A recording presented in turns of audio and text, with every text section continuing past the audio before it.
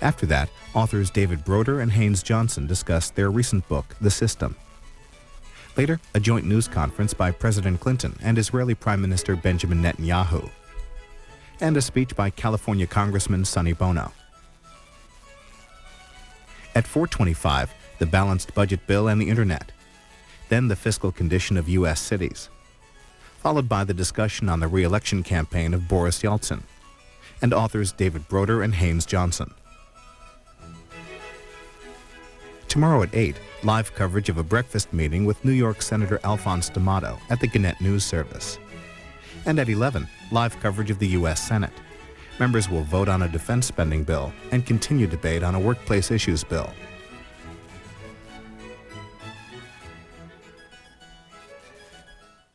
Next, a hearing on the June 25th bombing of U.S. military facilities in Saudi Arabia. Today, the Senate Armed Services Committee heard testimony from Defense Secretary William Perry and Joint Chiefs of Staff Chairman General John Shalikashvili. Republican Senator Strom Thurmond chaired this 3-hour hearing.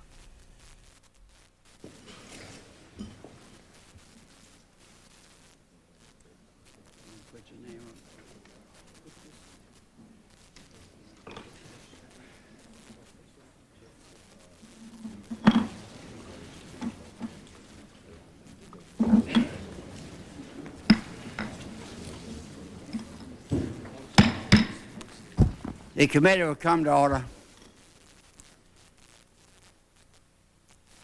The Committee on Armed Services convenes this morning to conduct a hearing on the circumstances and consequences of a terrorist bomb attack on the Hobart Towers in Dhahran, Saudi Arabia on June 25, 1996. The bomb attack resulted in the deaths of 19 U.S. military servicemen and injuries to approximately 550 others, including 250 Americans.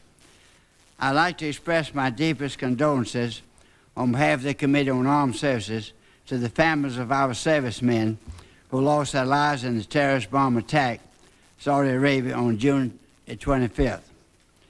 American servicemen and women sacrifice a great deal in volunteering to serve their country, especially when they deploy for extended tours overseas.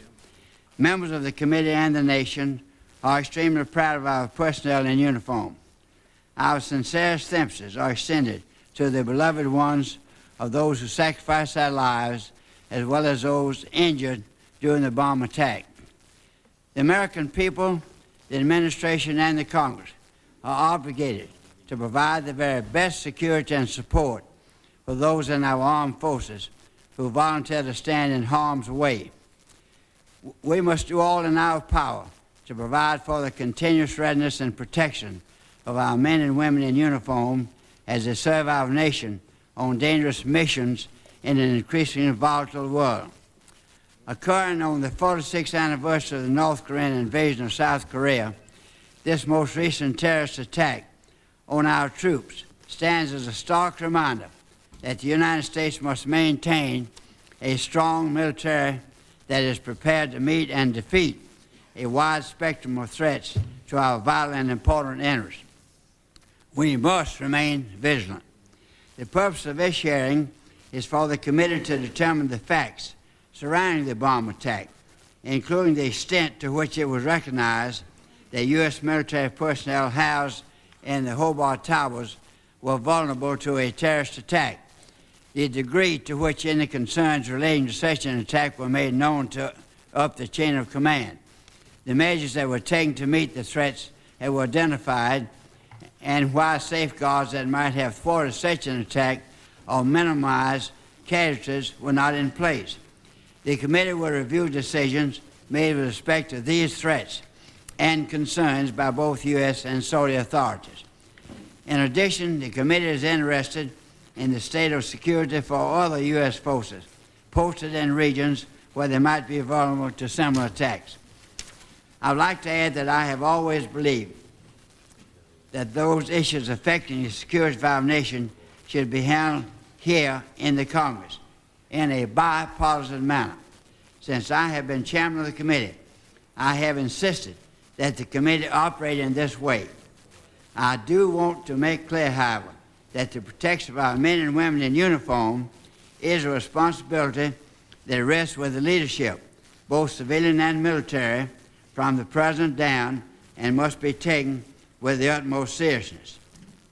I intend that this committee will determine if lapses have occurred in carrying out these responsibilities and will recommend strong action where appropriate. Our witnesses today are Secretary of Defense William Perry, General John Casciaville, Chairman of the Joint Chiefs of Staff, and General J.H. Benford P. III, Commander-in-Chief of the U.S. Central Command, whose area of responsibility includes the Middle East. The committee expects these witnesses to provide information that will assist us in reaching a full understanding of how this tragic event occurred. We must learn what we can from this latest incident and then do what we must to prevent a recurrence. The witnesses are well known to this committee, each having testified before us on numerous occasions and requires no introduction. I want to the witnesses, I want to extend to each of you a welcome and on behalf of the committee, and we look forward to your testimony. Because of the limited time and substantial interest in this sharing by all members of the committee, I request that each of you limit your oral statements to 7 minutes or less. Now, to members and witnesses, finally, before we begin, I would like to remind the members and witnesses that immediately after this open hearing, the committee will conduct a closed session with the witnesses in room S407.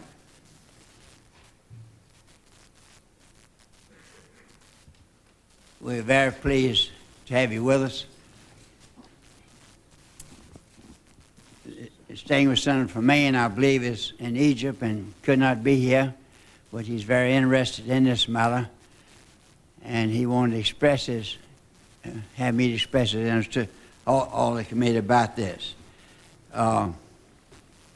He's interested over there in the fight against terrorism, peace process, and related security, and political and economic issues.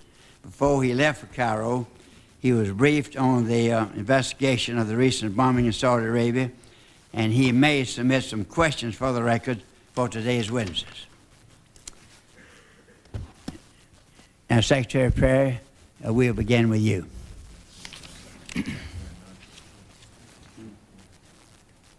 Oh, excuse me. The ranking member may have a statement to make, but you can't make a statement. Thank you, Mr. Chairman. Mr. Chairman, I want to commend you for scheduling the hearing. I realize that our witnesses, Secretary of Defense Perry and Chairman of the Joint Chiefs, General Saakashvili, and Commander-in-Chief of U.S. Central Command, General P., will only be able to provide preliminary information at this point, but it will be helpful to us to have whatever they know at this point. More complete information will await the outcome of the assessment being performed by retired General Wayne Downing and other investigations being conducted into the bombing incident. But I believe it's very important to begin our oversight effort now to ascertain what happened and what steps should be taken in the future. As you have said, Mr. Chairman, that is most important. I want to join you, Mr. Chairman, in expressing my deep condolences to the families of the fine Americans who lost their lives and my heartfelt wishes for a speedy and full recovery by those American airmen and the personnel of our allies who were injured. This incident underscores the fact that U.S. servicemen and women are in harm's way every day as they perform their missions at home and abroad. I want to commend Secretary Perry for appointing retired General Wayne Downing to conduct an assessment of the facts and circumstances surrounding this bombing, the extent to which it was the result of inadequate security, infrastructure, policies, or systems, and to recommend measures to minimize casualties and damage from such attacks in the future. In order to fully understand the circumstances surrounding this tragic incident, we must ascertain the answers to a number of questions, as many as we can this morning, but certainly in the course of this overall investigation, including the following. What recommendations to improve security came out of the assessments performed after the November 1995 bombing in Saudi Arabia? Which of these were carried out, which were not, and to the extent they were not, why not? was an assumption made that militants in Saudi Arabia did not have the ability or expertise to explode a bomb any larger than the 200-pound device used in November 1995 attack, and if so, why? Where did these assumptions come from? Were they based on intelligence? Were they based on analysis? Was this simply based on what had happened in the past without regard to any real analytical forecast? Another question was human intelligence and other intelligence support on the scene to the commander effective? If not, why not? Another question, did Saudi officials turn down a request to extend the perimeter at Khobar Towers facility, and was this decision appealed up to the chain of command? What did Washington officials know about that request, and when did they find out about it? What action was taken? Did the changes brought about by the 1986 Goldwater-Nichols legislation streamline the chain of command and facilitate the oversight responsibilities of the Commander-in-Chief Central Command? That's particularly pertinent given the history of the Lebanon chain of command, which was very cumbersome, very difficult, and probably had something to do with the tragedy in Lebanon a few years ago. Did Saudi officials cooperate fully in the aftermath of the November 1995 bombing, and are they cooperating fully at this time? And finally, have the Gulf states themselves taken sufficient action in the aftermath of the Gulf War to improve their own ability to defend themselves?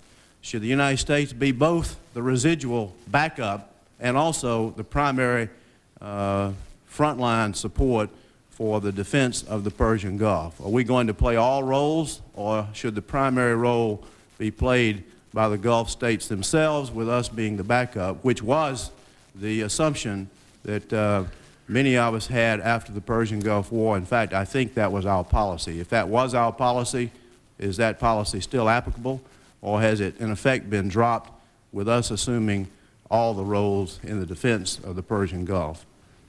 Mr. Chairman, I appreciate the opportunity to hear from our witnesses this morning. We appreciate Secretary Perry and General Shalikashvili and General P being here. And again, I thank you for having this hearing in a timely fashion. Secretary Perry, you may proceed. Thank you, Mr. Chairman.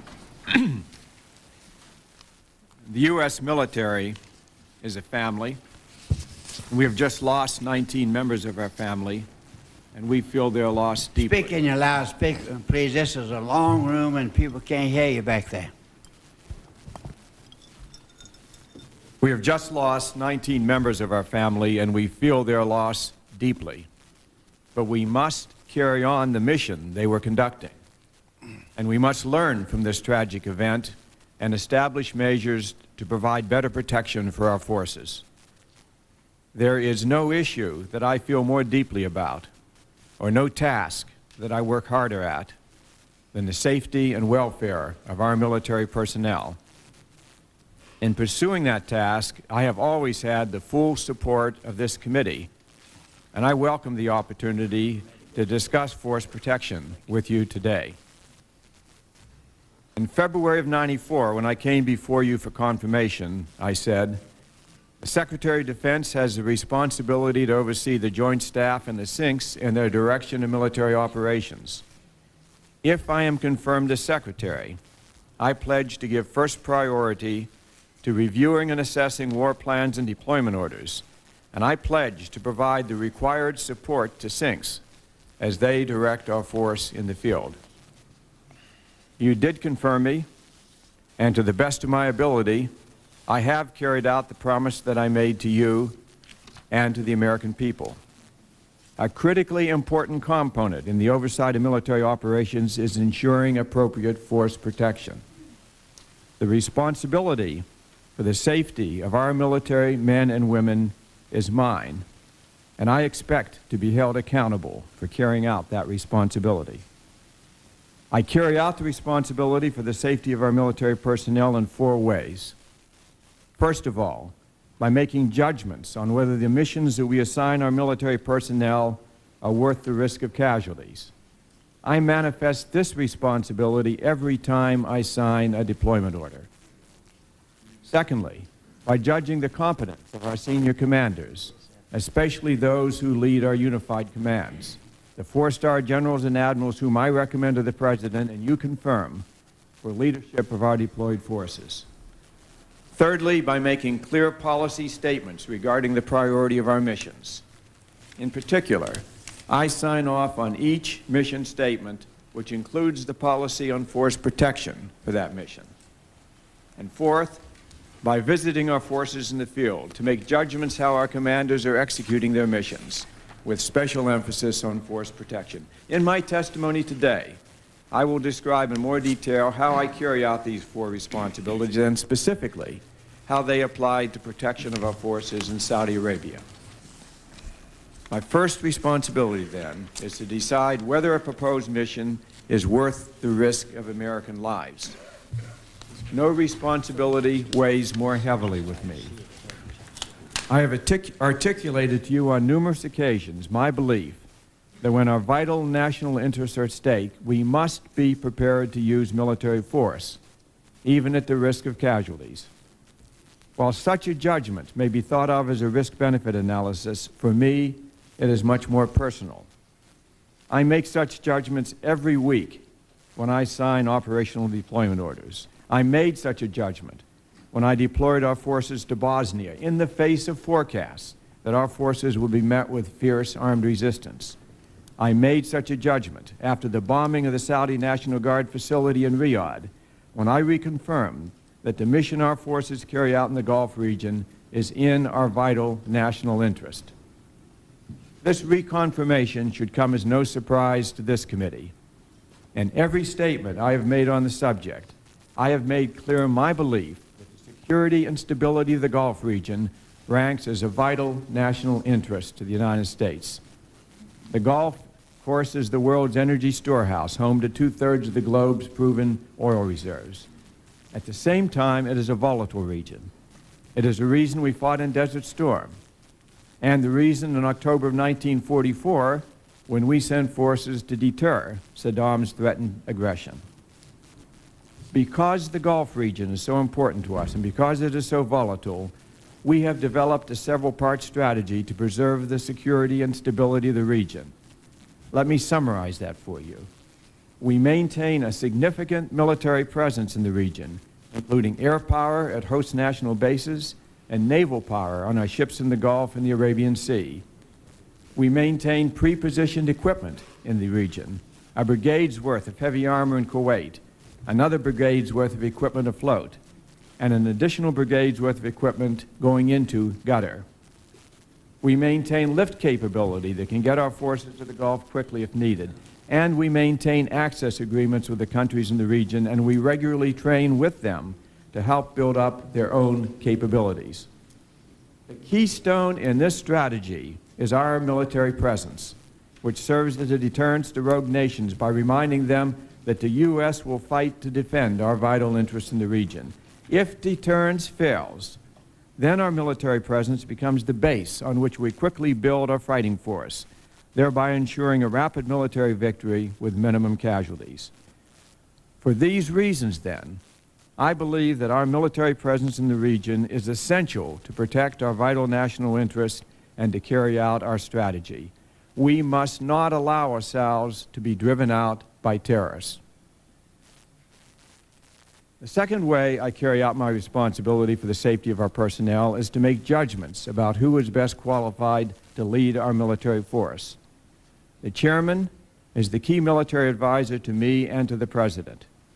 I have enormous confidence in General Shalikashvili, and this judgment led me to recommend him for reappointment to a second term as chairman.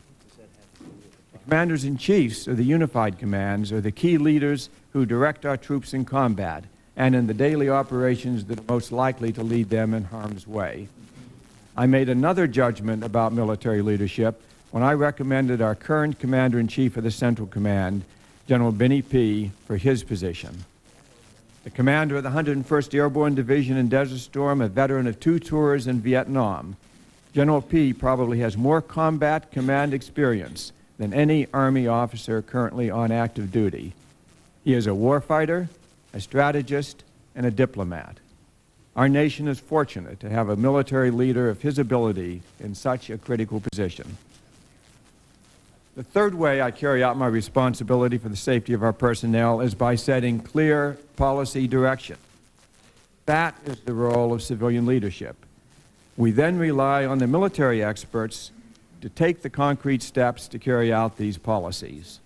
One of the missions for all of our operations is force protection. Every military plan must make this a priority. It is an inherent part of every operation and a basic responsibility of our commanders. Whether for training or operational deployments, commanders issue clear guidance on force protection and specify the applicable rules of engagement for each situation. When troops are in any operation involving risk of combat or high threat from terrorism, force protection becomes critical and complex. Some critics scoff at the stringent rules by which we protect our forces in Bosnia. We have one full company assigned to guard duty for each battalion, convoys of 4 vehicles minimum, no alcohol consumption while in theater, flak jackets, helmets, and weapons when outside secure compounds. I gave the order that I wanted the force protection to be a priority, and Major General Nash determined that in his operating environment, these would be the rules. I reviewed those rules when I visited him last week, and I fully support his decision to maintain such stringent measures. Our operations in Saudi Arabia take place in a uniquely difficult environment. Our pilots, of course, face daily risks over Iraq and must operate at peak performance. Our personnel using Saudi facilities may not face mines, but they do face a severe threat from terrorism. Terrorists always strike at the weak link in our chain of defenses. Our goal must be to try to find and strengthen those weak spots first, with what I call passive defenses, guards, barriers, fences. But passive measures are not enough. We must also increase our active defenses by getting better at gathering intelligence so that we can preempt or disrupt terrorist operations before they can come to fruition. We must also work cooperatively with other governments, in this case, the Saudis.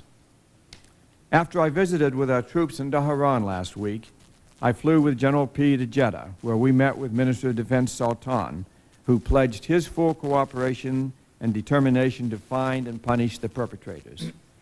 I then met with King Fahad, along with Crown Prince Abdullah, Minister of Defense Sultan, Minister of Interior Naif, and Foreign Minister Saud. I would note that we were the first official Americans to meet with the King since his illness last November. I know many of you have read media accounts about the state of the King's health. I can only tell you what I observed. The King was fully in control of the meeting. He met with me late in the evening for more than an hour, and then followed that with a meeting with his senior officials for an additional 2 hours. In addition to expressing deep sympathy at our loss, he made absolutely clear his determination to bring the perpetrators to justice. Excuse me. And he directed that there be full cooperation between the Saudi and U.S. investigators. I then explained to the Saudi leadership our assessment of how serious the threat was and the importance of making significant changes in the security measures for our forces, including the need for rebasing. The fourth way I carry out my responsibility for the safety of our personnel is by getting out to the field and visiting with troops and commanders. Through this practice, I get the confidence I need to make decisions that put people at risk. I made 3 trips to Haiti during that operation. I have visited with our troops in Bosnia 4 times already, including once during their train-up period. I was with them just after they bridged the Sava River, and I just returned from a visit with them over the 4th of July. I can report that they understand their mission and that they are accomplishing it brilliantly.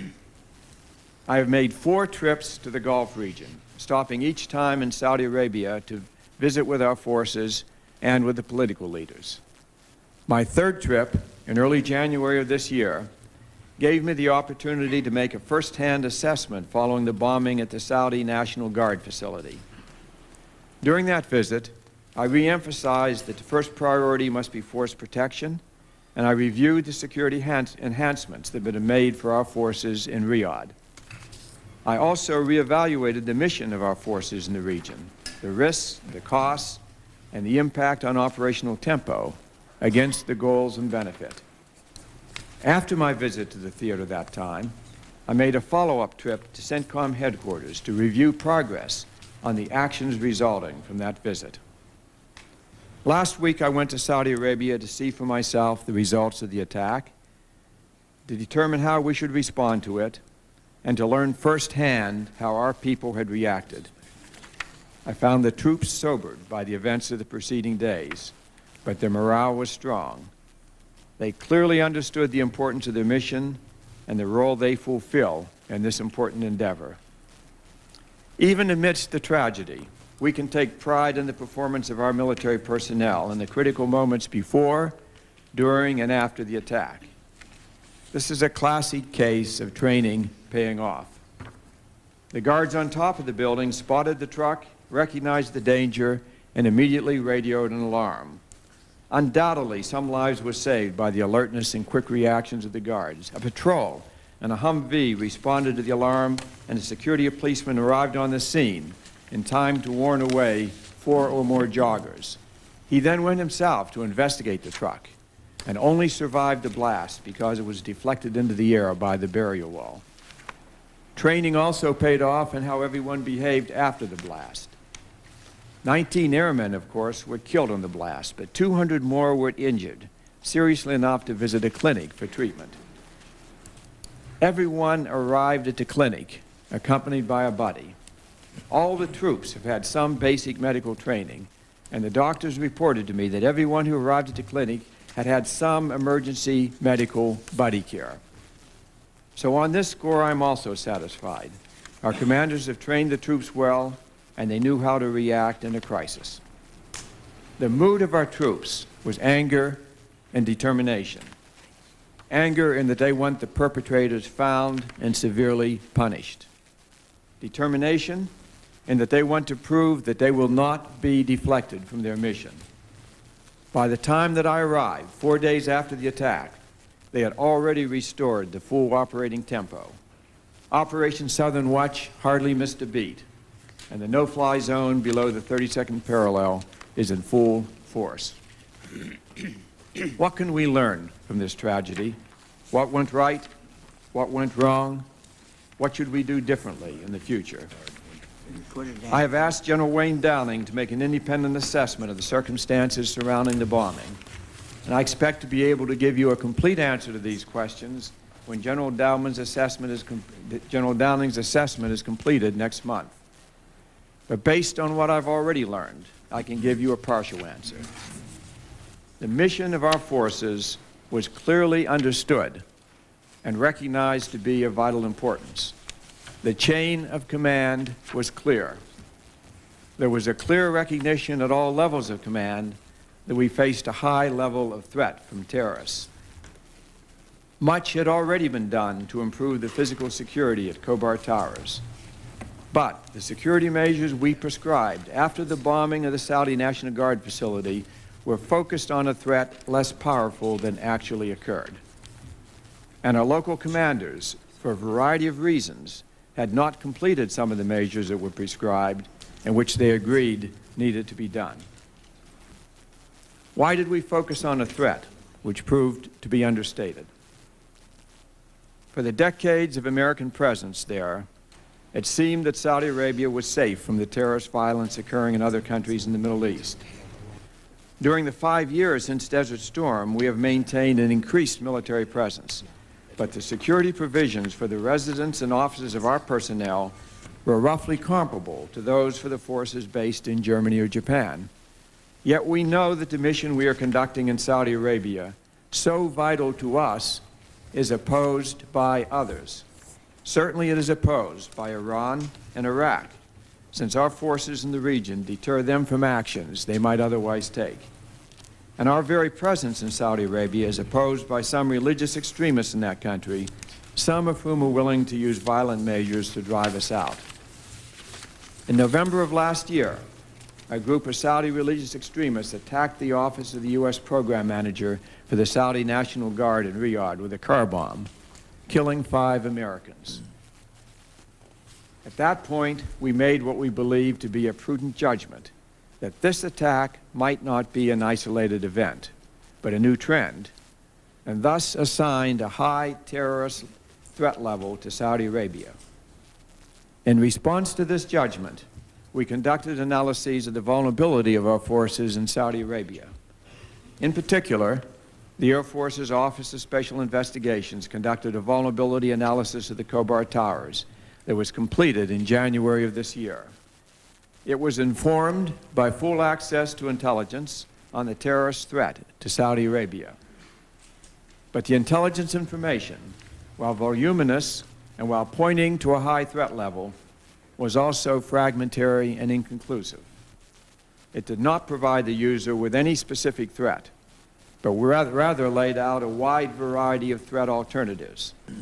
Consequently, our commanders received recommendations to take a variety of actions. Many actions, indeed, were completed prior to the June attack. Some focused on preventing an attack similar to the November bombing. Other actions focused on preventing attacks of a completely different nature, and indeed may have prevented a different type of attack from taking place. My assessment is that our commanders were trying to do right, but given the inconclusive nature of the intelligence, had a difficult task to know specifically what to plan for, and many of the protective measures they took were more appropriate for the size of the bomb used in November. But this attack turned out to be 10 times as powerful as the previous attack.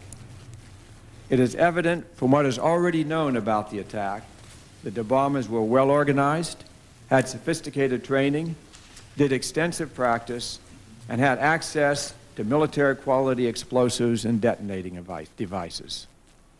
Of course, the investigation is still underway, but it is my working assumption that these bombers had extensive support from an experienced and well-financed international terrorist organization.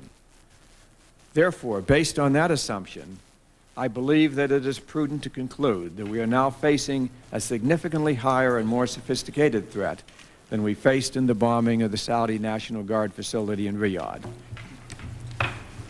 Why were the recommended security measures not yet completed at the time of the attack?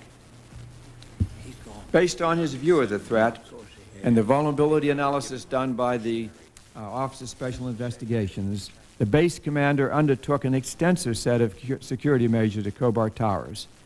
General P will describe those to you in his testimony. Some of these measures were still in progress, but most of them had been accomplished at the time the attack was made on Khobar Towers. Indeed, the security measures that were already in place undoubtedly saved dozens, if not hundreds, of lives. However, it is also undoubtedly true that significantly fewer casualties would have occurred if all of the prescribed security measures had been implemented by the time of the attack. General Downing's investigation will shed more light on why some of the recommended measures had not yet been completed. But it seems clear that local commanders would have put a higher priority on... Secretary, Yes. we announced that we would have 7 minutes and the full statements would go on the record.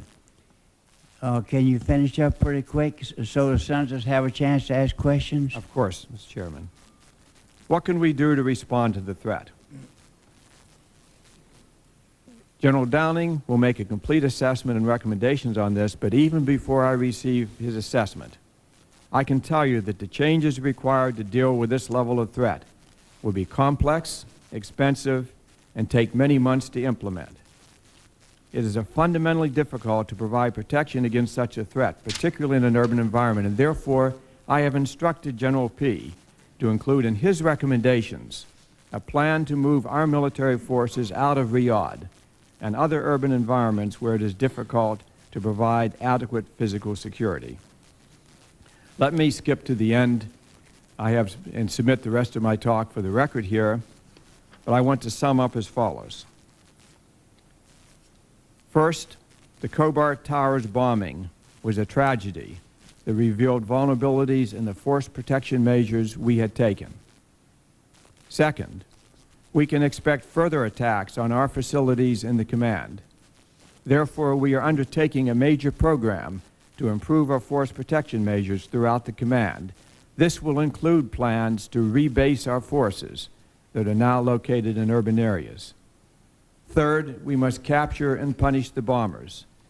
And if we identify another nation as the source of the bombing, we should retaliate. And fourth, we must not let the bombers drive us out of the Gulf region.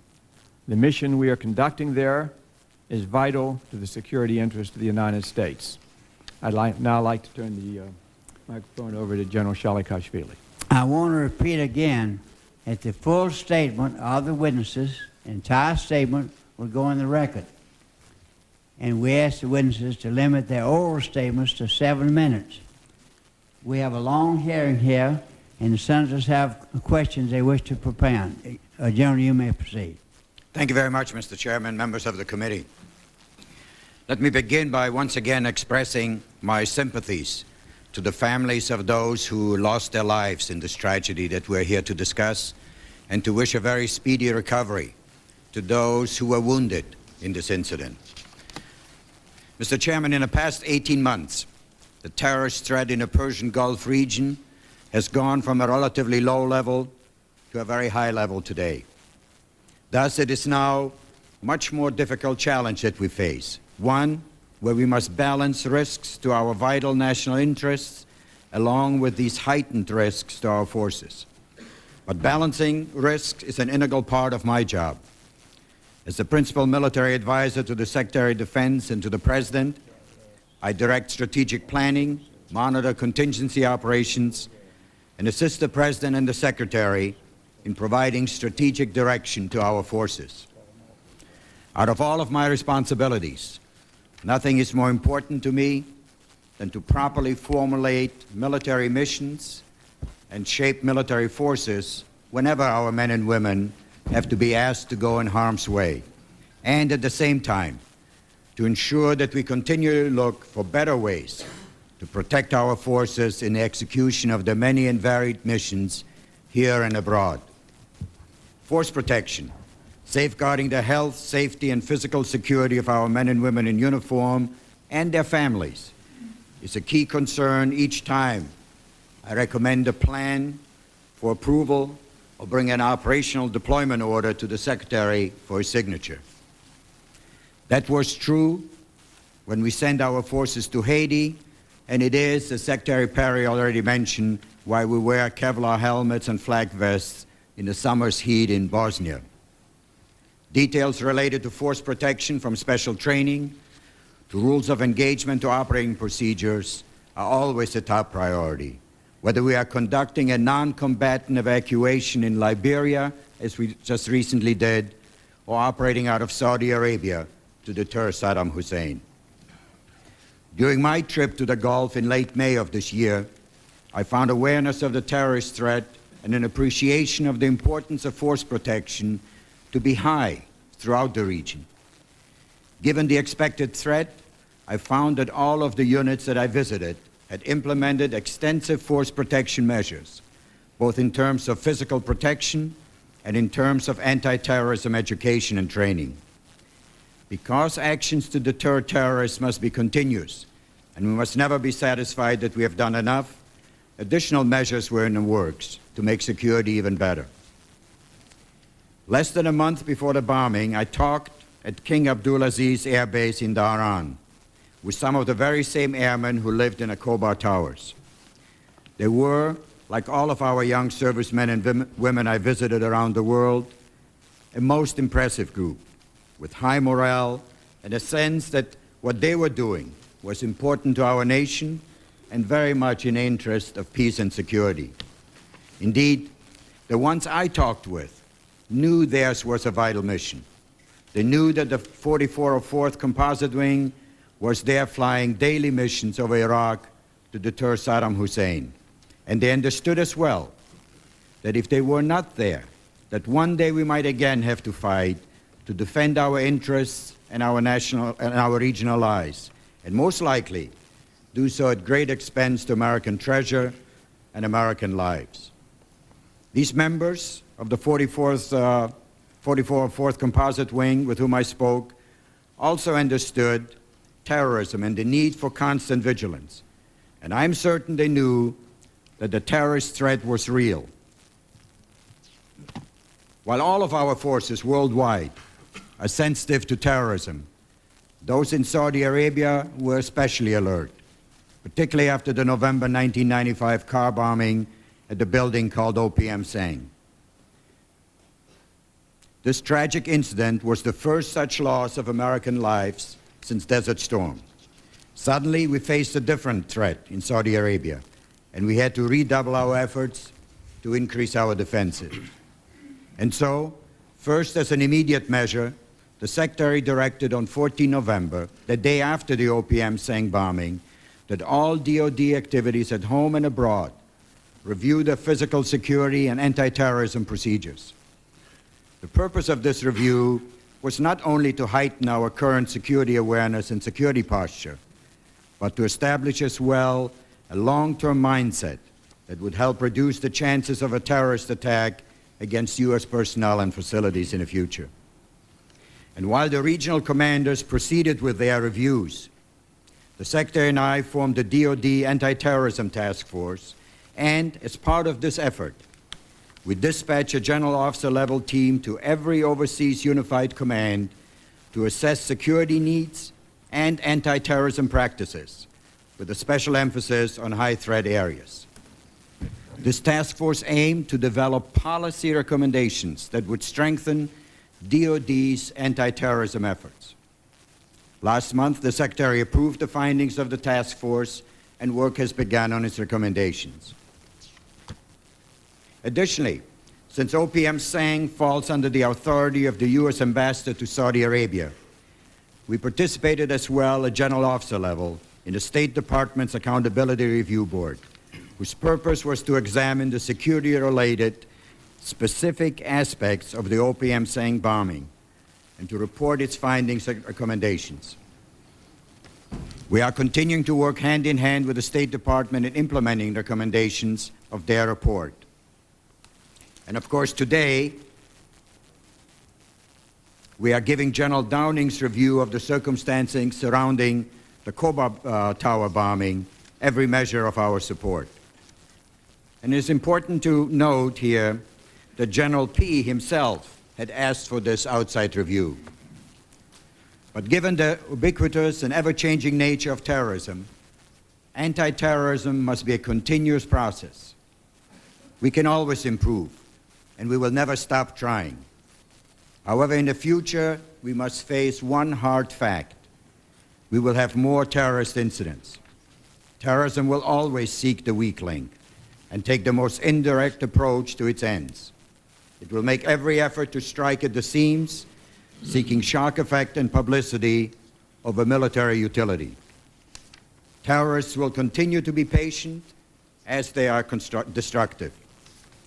No one, not even the Israelis, who have more experience than any other people in dealing with terrorism, has figured out a way to decisively defeat it in the near term.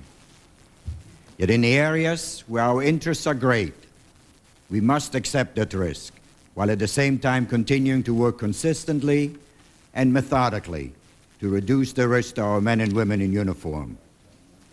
The Downing assessment is another step in that continuous process.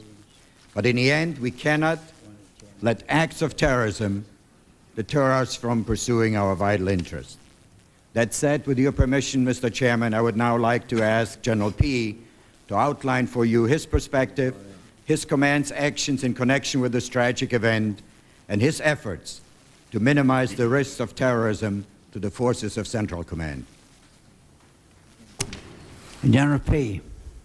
Good morning, Mr. Chairman. Let me begin by expressing, on behalf of all servicemen and women assigned to U.S. Central Command, my deepest condolence to the loved ones of our comrades in arms killed and wounded.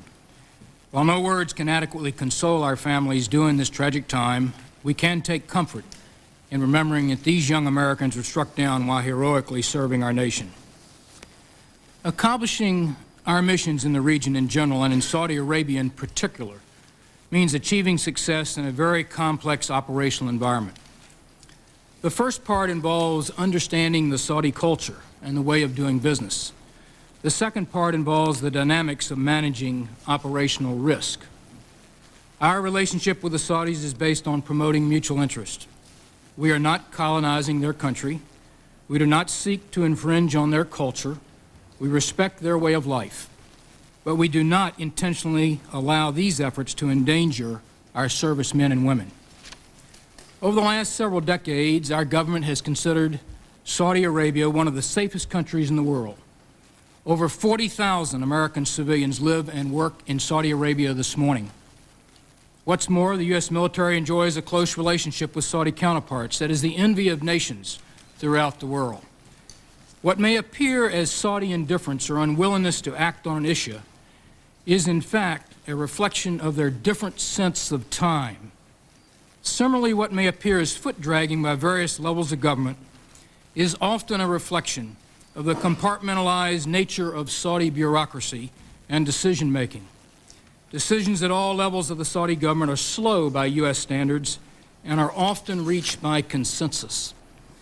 In addition, the King's role as custodian of the two holy mosques produces intense Saudi sensitivity to issues involving their sovereignty. Our sensitivity to these dynamics produces a friendship and internal stability supportive of our national interest. Another aspect of the operational climate that must be understood is the manner in which I, as a theater commander, and my subordinate commanders manage operational risk. Our relatively small forward presence reflects our recognition that local societies can be easily oversaturated, producing the very instability that we seek to prevent. The terrorist attack on Khobar Towers reflects the changing nature of the terrorist threat in Saudi Arabia. Though some have attempted to compare this bombing with the suicide attack on the U.S. Marine barracks in Beirut in 1983, the differences are simply striking. Saudi Arabia is a viable, prosperous, stable country. Prior to the bombing of OPM Sang last year, there were very few terrorist incidents directed against Americans within the kingdom. It is not in the grips of a civil war.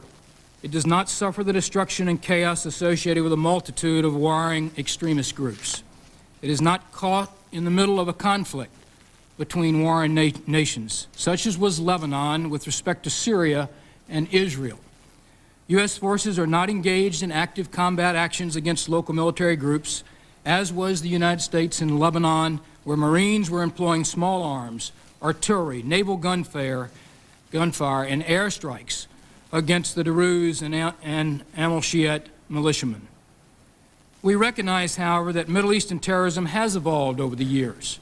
There are several groups operating within our area of responsibility and interest, groups like the Hamas, Hezbollah, Al-Jihad, most receiving financing, weapons, and sanctuary from countries like Iran and Sudan. We are seeing a growth in transnational groups comprised of Islamic extremists, many of whom fought in Afghanistan and now drift to other countries with the aim of establishing anti-Western, fundamentalist regimes by destabilizing traditional governments through attacks on the United States and Western targets. Their small cellular structure and tendency to operate independently of state sponsors complicate detection of their activities. We also are sensitive to the emergence of the last few years of anti-Saudi government groups, but the direct relationship of such groups with transnational terrorist cells remains unclear. Let me suggest these initial thoughts on the terrorist attack on Khobar Towers. First, Central Command and subordinate commands competently fulfill their intelligence analysis, collection, and dissemination responsibilities prior to the Khobar Towers bombing. CENTCOM, its subordinate commands, and the interagency conduct thorough intelligence work 7 days a week, 24 hours a day. I personally review key intelligence information on all threats to include the terrorist threat every day, 7 days a week. The same information is shared with all senior commanders, to include those in Saudi Arabia. Difficulties arise in detecting specific acts of terror before they occur. The terrorist is a criminal. The terrorist is not a soldier. He strikes indiscriminately at the target of his choosing, with any means, at any times. All targets are legitimate in his eyes. He seeks to inflict as much damage as possible, to horrify and shock the local population and global audience and to embarrass the leaders of a country. Under the circumstances, there is no way to achieve absolute security for our military people or our citizens living abroad. An initial review of the intelligence relating specifically to Saudi Arabia and Khobar Towers in the months prior to Khobar Tower bombing reveals an increase in suspected surveillance, but no clear indication of an impending major terrorist attack. Second, Central Command, its component commands, and other U.S. military organizations in the Kingdom have competently accomplished their missions and command responsibilities prior and subsequent to the OPM Sang and Khobar Towers bombing. November 1995 OPM Sang bombing was a watershed, demarcating a new escalation in the terrorist threat. Soon after the bombing, I met with our ambassadors in the region, including those in Egypt, Kuwait, Bahrain, Saudi Arabia, Qatar, UAE, and Pakistan, to discuss shared secured responsibilities. Concurrently, I met with all of my senior component commanders and with senior U.S. military leaders in regional countries to review the terrorist threat, the chain of command responsibilities, and legal and military force protection requirements. Subordinate commanders use these meetings to share their concerns on force protection and to brainstorm additional safeguards. In addition, I raised the threat from medium to high and directed a theater-wide reassessment of security of our facilities in the region. Force protection is complicated because each country in the region confronts different types of threats and reflects unique internal political and social conditions. What's more, urbanization, road networks, availability of facilities, and time associated with completing all security precautions affects the speed with which we have completed security upgrades theater-wide. Nevertheless, Central Command and its component commanders initiated a series of security-related inspections throughout the region, a daunting task when you consider that I am responsible for over 50 military facilities, large facilities, and sites for combatants in the region, and between the chiefs of mission and myself, hundreds and hundreds of facilities and housing areas for military non-combatants. We have completed 50 assessments since January 1996, assessments that have led to further security enhancements. As in the case with any military defense, we are always improving our positions, continually collecting and analyzing intelligence, replacing sandbags, enhancing perimeters, installing improved sensors, early warning devices, deploying ground dogs, guard dogs, positioning machine guns, and increasing guards and patrols. Consequently, what we observe at a time of a terrorist attack is a snapshot of the status of a facility at the time of attack. And I think this was somewhat true at Khobar Towers on 25 June 1996. Third, Commanders JTF SWA, Joint Southwest Asia, and 4404th Wing Provisional responded with appropriate actions commensurate with the existing terrorist threat prior to the bombing. During November 1995 and April 1996, the local military commanders responded to the OPM Sang bombing by reassessing the security of Khobar Towers. They raised their own local threat conditions as different from my threat warning, setting into motion more stringent force protection measures designed to contend with various types of terrorist strikes, to include a car bomb. Enhancements included upgraded fences, adding additional concrete barriers along access roads, establishing a single well-defended exit and entry point, clearing fields of view along perimeters, denying vehicles access to garages, blocking service roads between buildings, establishing no parking areas near buildings, increasing U.S. patrols and guards, requesting and receiving additional Saudi guards and patrols, inspecting all mails and parcels, deliveries, and augmenting their staffs with physical security agents. Suspicious security-related incidents in early spring caused local commanders to enact even more rigorous security measures commencing 1 April 1996.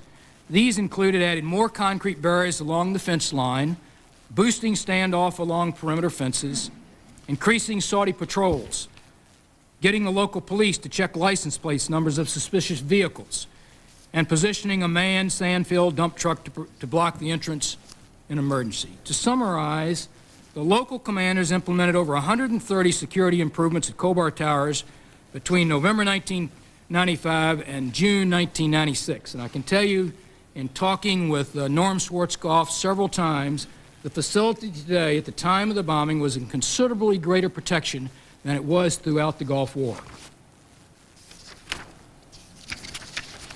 Fourth and lastly, our servicemen and women at Khobar Towers performed magnificently prior to and subsequent to the terrorist attack. Prior to the attack, they labored in 115-degree heat to erect protective measures. Guards overcame the drudgery of their duty to maintain vigilant 24 hours a day, and leaders continued to press for additional security measures up until the time of attack. In the aftermath of the explosion, as the Secretary has related, our people performed flawlessly in evacuating our wounded, performing triage and first aid, providing advanced medical care, evacuating buildings, and as the smoke cleared in the morning of 26 June, our men and women continued their mission. Pilots prepared to launch the air operations over southern Iraq. The Patriot batteries remained steady, and security personnel began to improve their positions. In conclusion, when I arrived at Khobar Towers several days after the bombing, I was struck by the dedication and the selflessness of our people, their courageous effort to deal with grief of losing friends, their ability to overcome the confusion to continue their operational missions. I was impressed with the work done by the commander of the 4404th, Brigadier General Chalier, for it was this commander who had to deal with the immediate crisis, take care of the wounded and the dead, reorganize his security, coordinate with the Saudis, keep our headquarters informed, and provide information to the media. It's easy to forget that his responsibilities extended beyond security at Khobar Towers. While he had a staff and subordinate commanders to assist him, he was nevertheless responsible for air operations in Iraq and in the Gulf.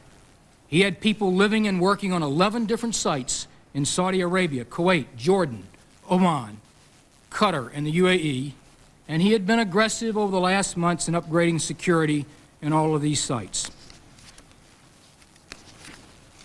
Even with the additional physical security upgrades, we should recognize that we remain vulnerable to terrorist attacks.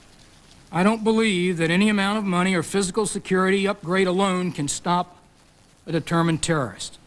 While terrorism has been a threat to our country for many years, it is evolving, and it is growing increasingly more sophisticated. We must keep in mind it is both a criminal act and a way of war, and our servicemen and women are on the front line of terrorism throughout the Gulf. We mourn for fallen comrades. It is the heart-wrenching part of the profession of arms. Some forget that placing our servicemen and women in harm's way around the world involves risk. And while the American people have every right to demand competence, character, and leadership from our military commanders, they should not expect zero defects. Demanding such a rigid standard produces timid leaders, afraid to make tough decisions in crisis, unwilling to take the risks necessary for success in military operations. And it's this zero defect mindset that creates conditions that will lead inevitably, in the larger sense, to failure in larger battle and perhaps even higher casualties. Our nation has vital interest in the Middle East and the Gulf. The recent terrorist attack does not change that reality. We cannot withdraw, for doing so would reward terrorists and endanger our nation. We must remain engaged in the region, take the actions to ensure the safety of our servicemen and women abroad, and focus on accomplishing our mission. Thank you very much, sir.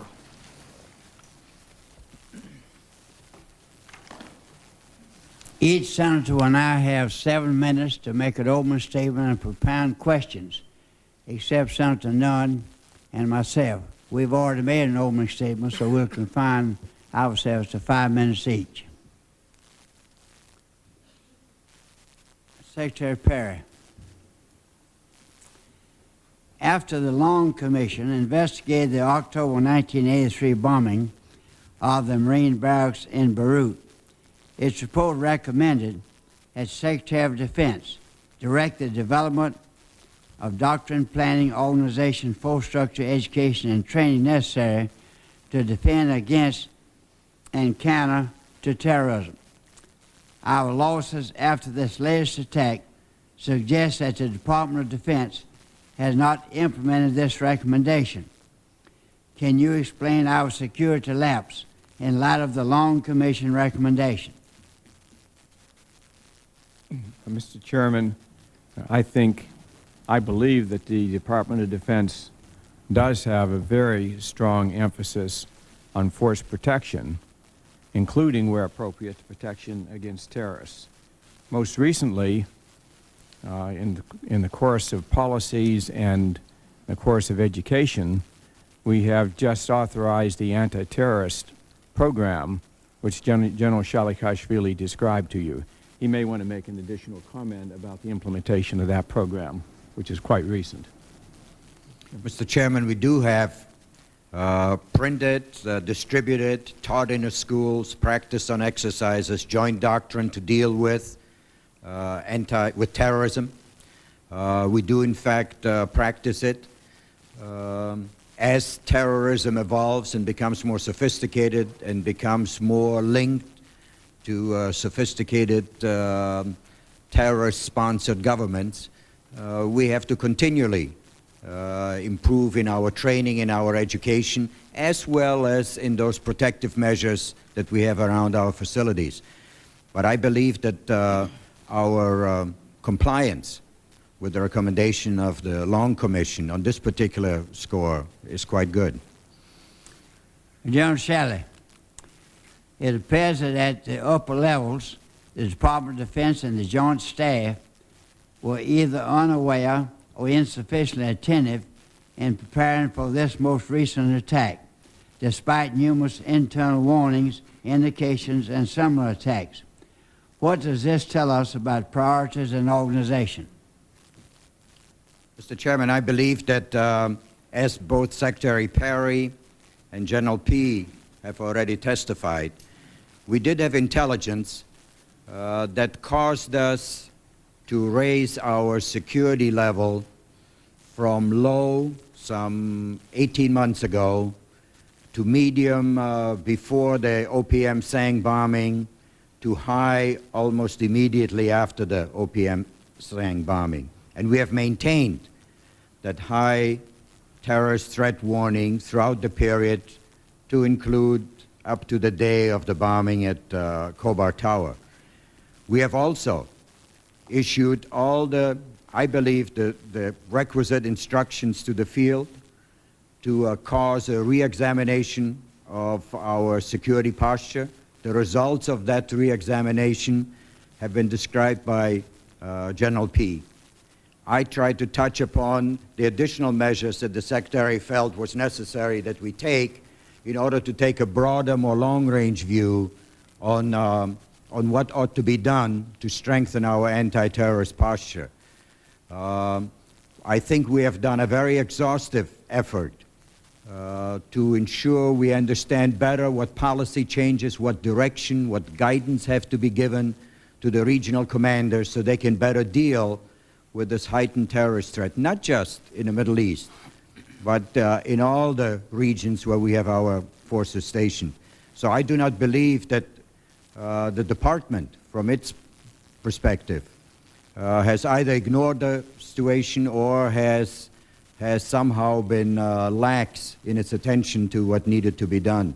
But much of the work is done by the regional commanders, and it is the department's responsibility to ensure that they are tasked to do that work, and then that we stand ready to provide them the resources that they might request of us to get the job done. I believe those things were accomplished, Mr. Chairman. General P., when was the last time prior to the attack that you visited the military complex, and what was your assessment, both from personal observation and briefings from subordinates, of the adequacy of the security infrastructure and policies at the complex? Mr. Chairman, I never visited the complex prior to the attack. I visited this particular command, its leadership, and its senior leadership a number of times over the past 24 months. I had staff that visited that particular facility. I've mentioned to you that I have a number of housing facilities. My focus at that time was on force protection kinds of elements in a series of commander conferences phone calls with my subordinate commanders, and meetings with ambassadors. I met principally prior to this time on the operational level, dealing with flights into Iraq, the Gulf, working rules of engagement, security, combat CSAR, search and rescue kinds of operations. I had not physically visited this building or that site prior to the attack. My time is up, Senator Nunn. Thank you, Senator Thurman. Mr. Secretary, there was a November '95 bombing in Saudi Arabia. After that, there was an assessment made. Is that assessment classified, and could you furnish that to us? This is the vulnerability assessment Yes. of Khobar Towers in particular? Yes. Yeah, we had the Office of Special Investigations conducted a vulnerability assessment of Khobar Tower. That was published early this year. It is available, yes. I've already directed that being made So that's available not a to the classified committee. document then? It is classified, but it can be available. Could you make it It available will be to the available to committee? the committee, yes. Good. Be happy to make it available to the committee. General P., you mentioned there were a number of housing complexes in your command, I assume also in Saudi Arabia.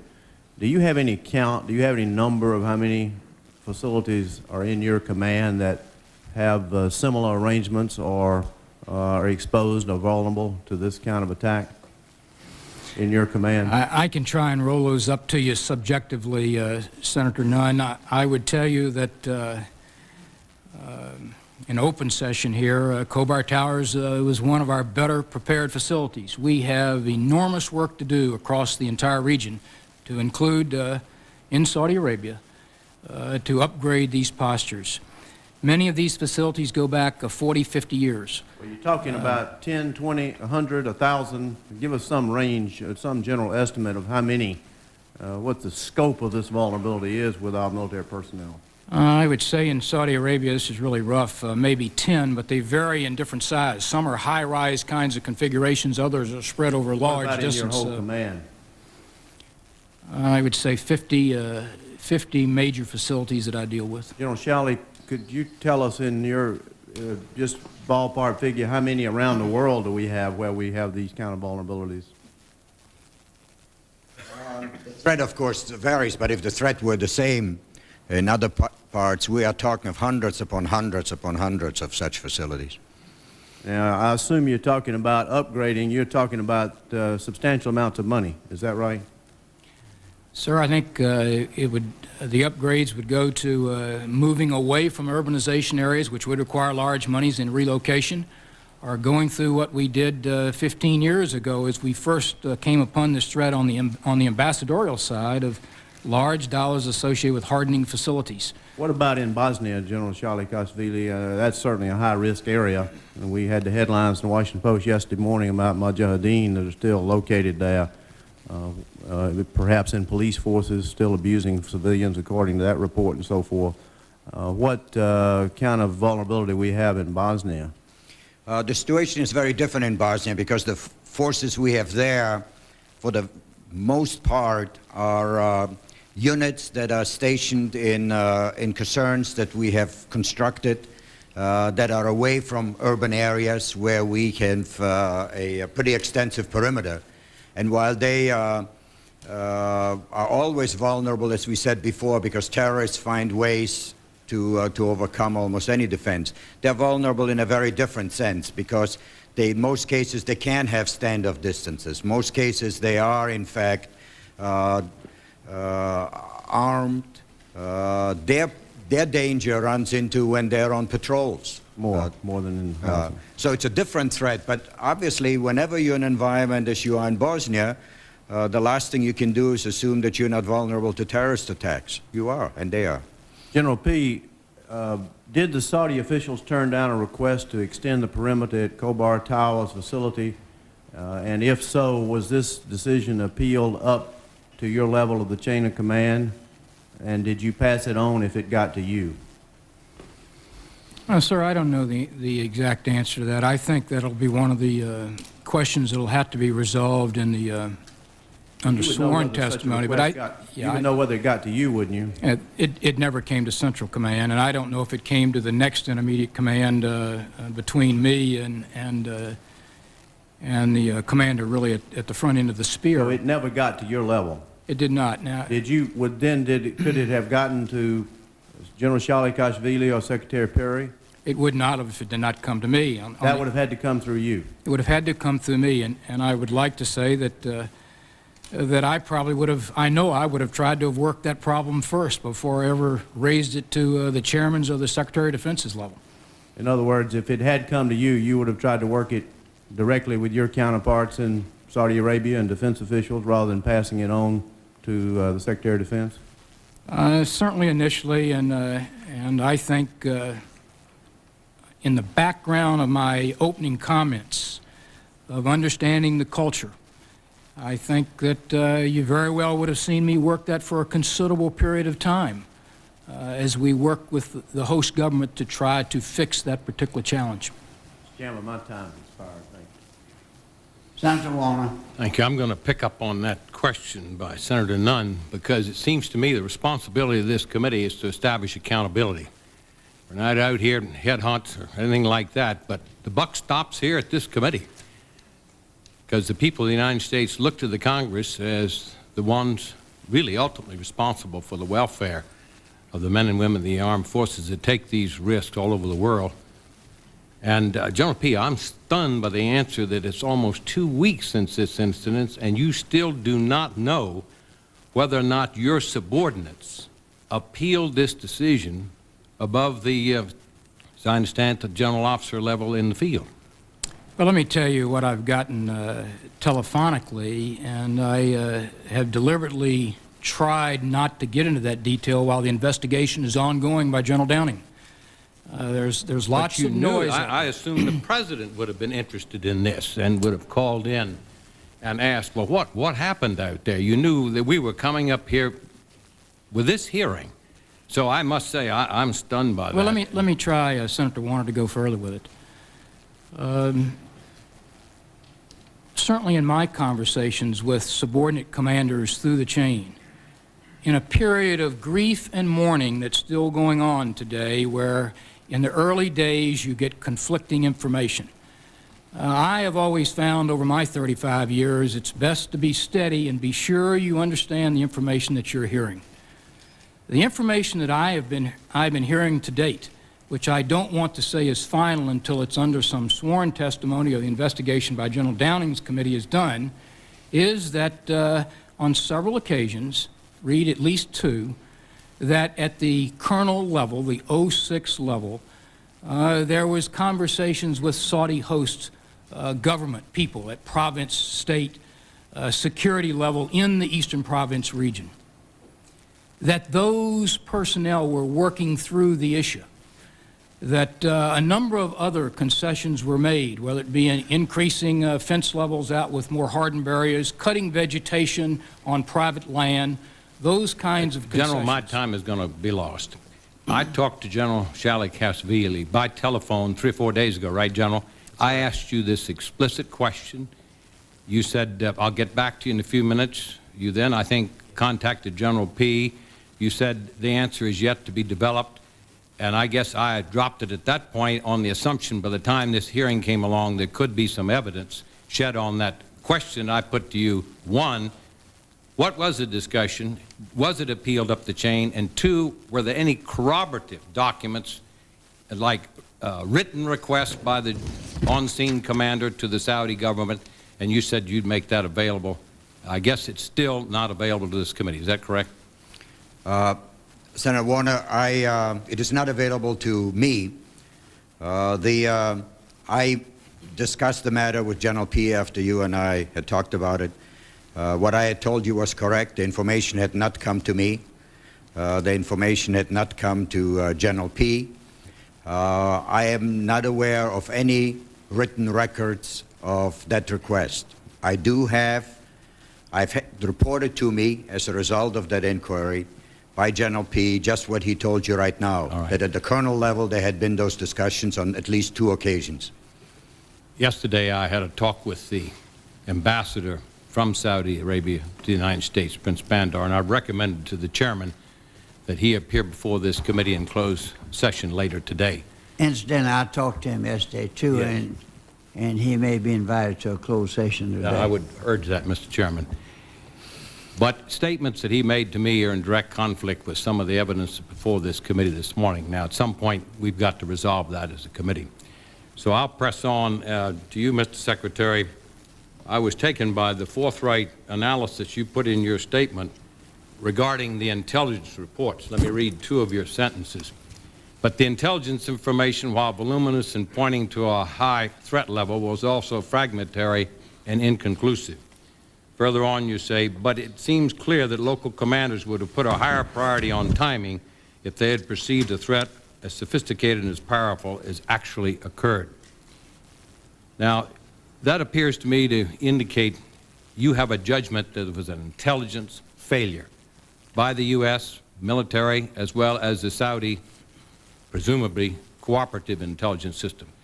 I think it's important to the American public that people in your position of responsibility from time to time state very clearly, was there or was there not an intelligence failure in your judgment in this case? I would say not an intelligence failure. We had much intelligence on what was going on relative to the terrorist threat, not only in Saudi Arabia, in the Mideast. It was intelligence of a strategic level, so that we knew we had a high threat level. We called a high threat level based on the intelligence. That was a very important achievement of an intelligence. The intelligence was not useful at a tactical level. It didn't specify the nature of the threat or the timing of the threat, and therefore it was not what we might call actionable intelligence in terms of doing our planning. And also, the intelligence, I think, inevitably in this kind of a problem was contradictory. And there's probably not a week go by that General Shelley and I don't get intelligence warnings of a specific threat like this. And maybe 1 out of 10 of them will turn out to be correct. So there's a lot of noise in the system. Let me refer you, I'm sure you've seen this New York Times piece of July 7th. It seems to me a very thorough piece on the subject. Now, in this particular sentence I'll read, we're referring to the failure by the Saudi government to allow our FBI to interview the perpetrators of the Riyadh bombing. But this statement is made, "We are running with a base of knowledge that's virtually zero," said one senior American intelligence official. "We didn't know anything about these people." Now, I think the antecedent is, of course, these four. So it seems to me there's a good deal of documentation around here that, and I believe your statement indicates that we've got to probe very seriously as to our own decision about the intelligence.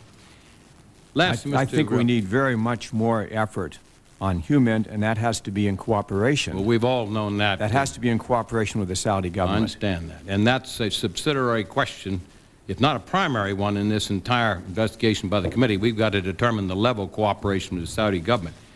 But, Mr. Secretary, in your opening remarks, you stated there is no issue that I feel more deeply about or task that I work harder than the safety and the welfare of our military personnel. Yet we're learning today of a failure to bring forward up through the chain of command what now appears to everyone a very serious breakdown between the discussions between our military and perhaps the U.S. Embassy in Saudi and the Saudi government about the need to improve security. Did you implement, as a part of your concern about overseas security, instructions to your subordinates to bring these questions up to you personally? We always promote exercising the chain of command vigorously in both directions, and that certainly includes calling for help when you need help. And the judgment call here was whether they thought they needed help. In retrospect, it seems clear they did, and it's quite clear that General P. and General Shalley and I would have been prepared to help had we gotten this request. Thank you. My time is up, Mr. Chairman. Senator Levin. Thank you, Mr. Chairman. Just so that the record is clear from what you just said, then, Secretary Perry, this request to extend the perimeter never came to you personally. And that is correct. We have this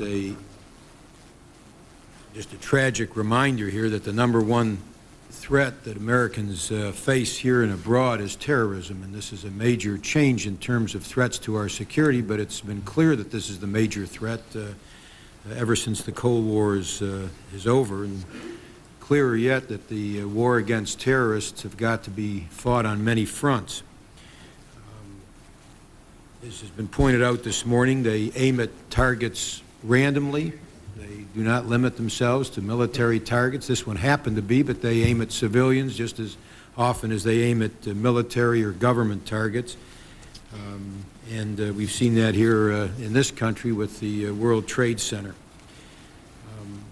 I think your focus, all of your focus is this morning on what you're doing about terrorism and the importance of changing the direction of the expenditure of our resources to fight the war against terrorism instead of some of the older battles that have been fought, and in many cases won, is very important testimony, and I'm very glad to hear it.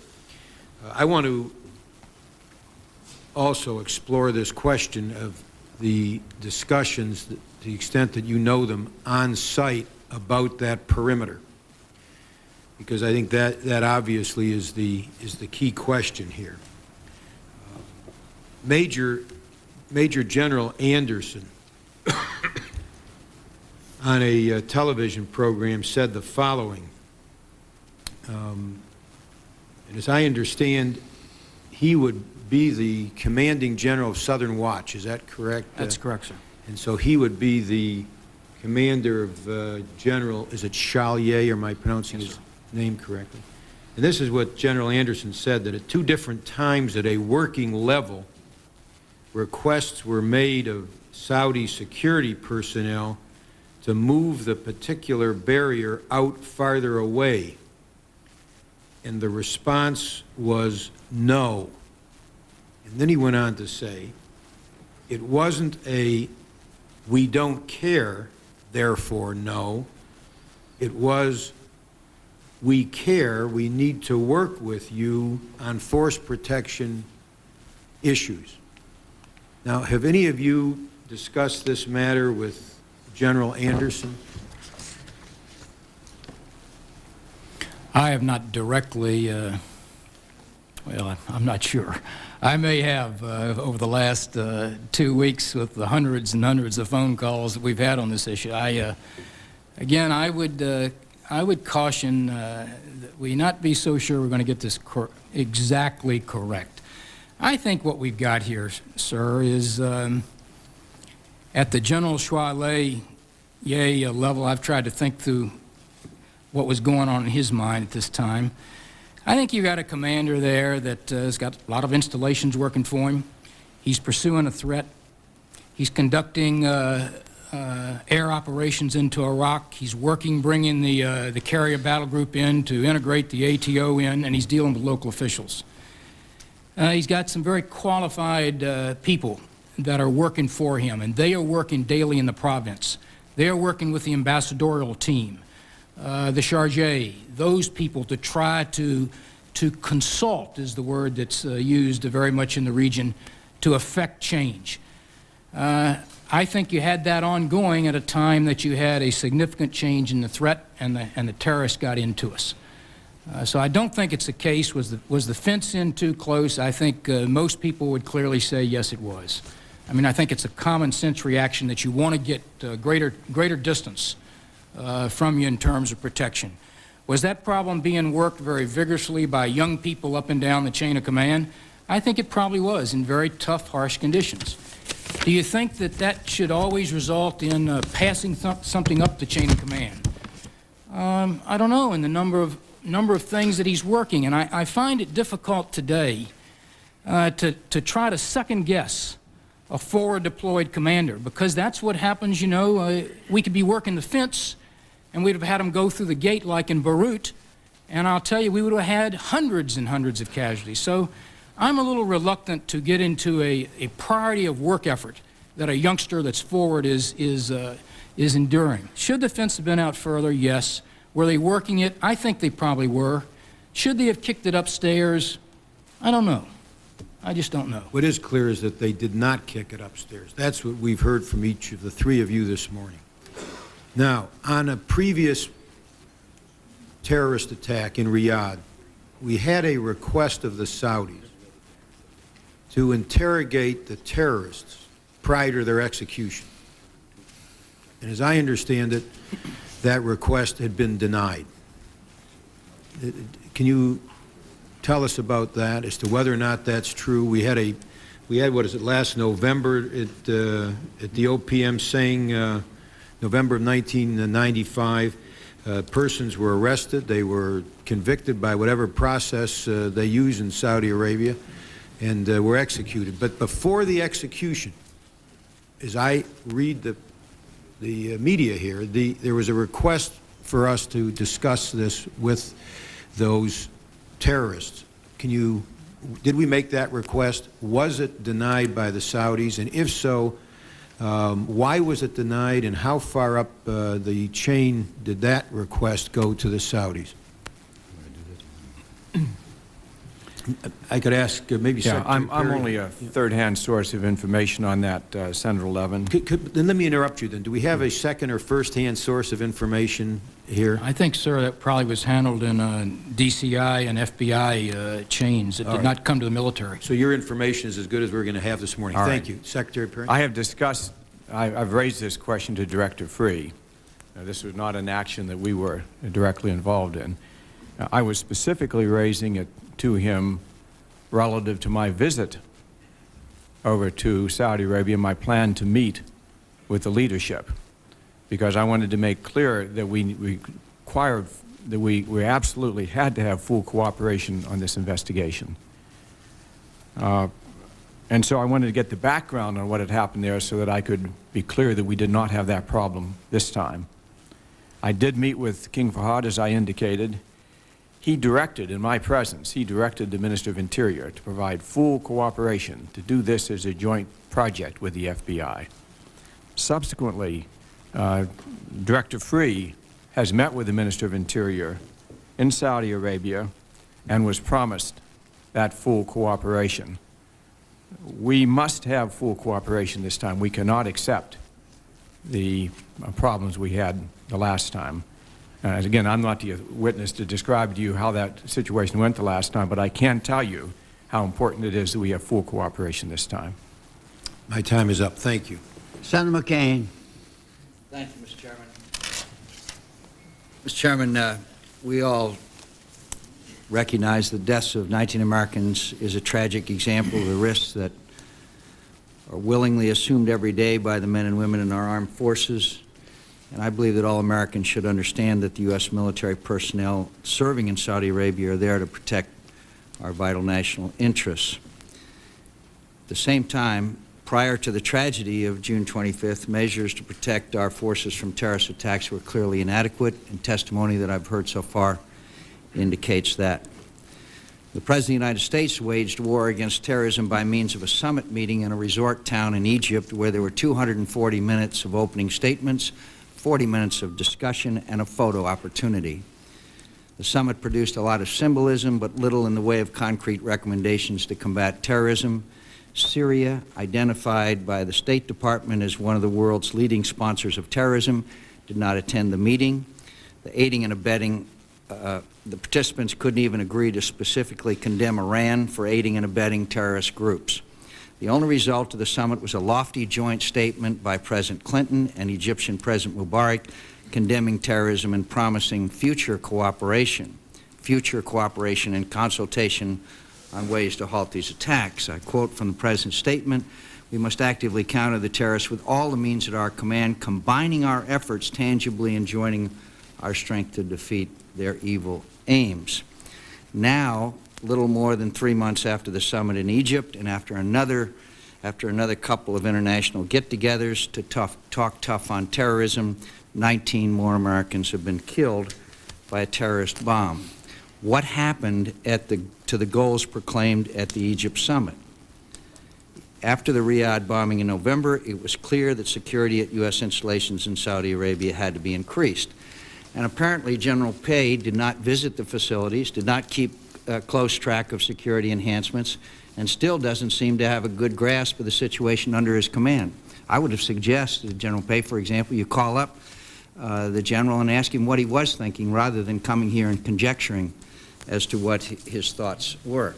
In all due respect, Secretary Perry, you did not answer Senator Levin's question. Were we or were we not allowed to interrogate those men that were beheaded, those terrorists that were arrested and beheaded in Riyadh? Do you know the answer to that, Secretary Perry? I know that Director Free told me we were not. We were not. And so how does that jibe with the cooperation that was pledged at the multi-million-dollar cost of the taxpayer summit in Egypt? Senator McCain, as I testified to Senator Levin, that does not jibe with it and is not acceptable. We must have full cooperation this time. You keep talking about full cooperation, Secretary Perry. Were we ever fully informed of the results of the Riyadh investigation? Did we press for it? I mean, obviously the Saudis interrogated these people. Did we ever press for or receive any information about what information the Saudis received if we were denied access to them?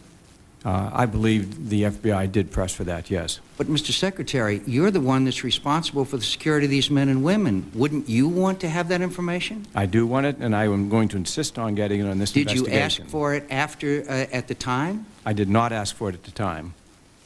And yet, you stated in your statement here, you said in November last,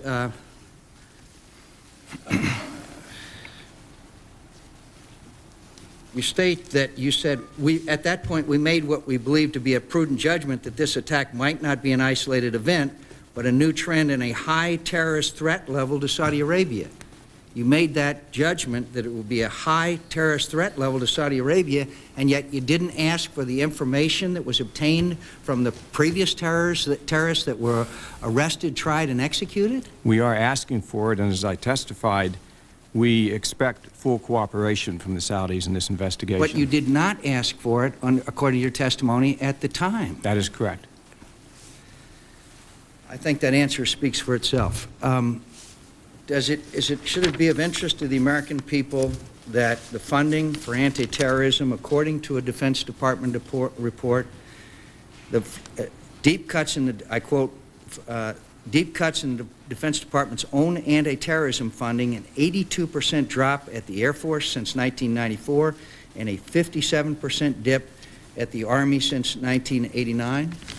Is that the way we try to combat terrorism and make it a high priority by cutting that much funding on our anti-terrorism efforts? Now, I think that it was a bad cut. I have directed the services to increase the funding in anti-terrorism. When did you direct the services to increase the funding, Secretary Perry? Let General Shally describe to you the specific anti-terrorism study we made, and that was one of the findings that come out of that study. The anti-terrorism study identified two issues pertaining to funding of anti-terrorism things. One, that the services increase their funding, and secondly, a recommendation to the Secretary of Defense that we create a program line under the Secretary of Defense with which he can fund high priority anti-terrorism programs that need to be funded. Those recommendations went to him within the last month and a half, and he approved it within the last month. One of the recommendations was to put Mylar on the windows of the barracks. Reports are that it cost $4.5 million, and that money was not available, and so the decision to put Mylar on the windows to prevent glass shattering was put off until October the 1st. Is that true, General Pay? Do you know?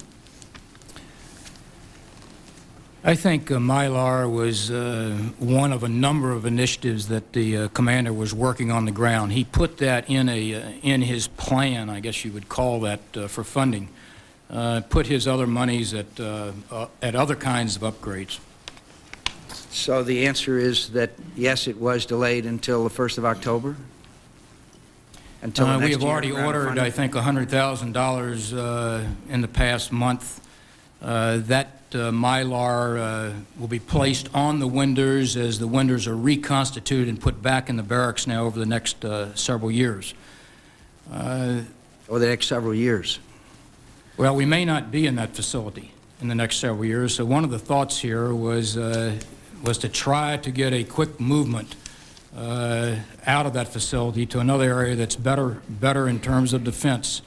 So the young people in the chain were looking at not putting money against that facility if you're going to move. Like I said, we have placed $100,000 now on the external windows, and those are being worked. But in the meantime, General, the young people that you referred to were not adequately protected. My time is up, Mr. Chairman. Senator Lieberman.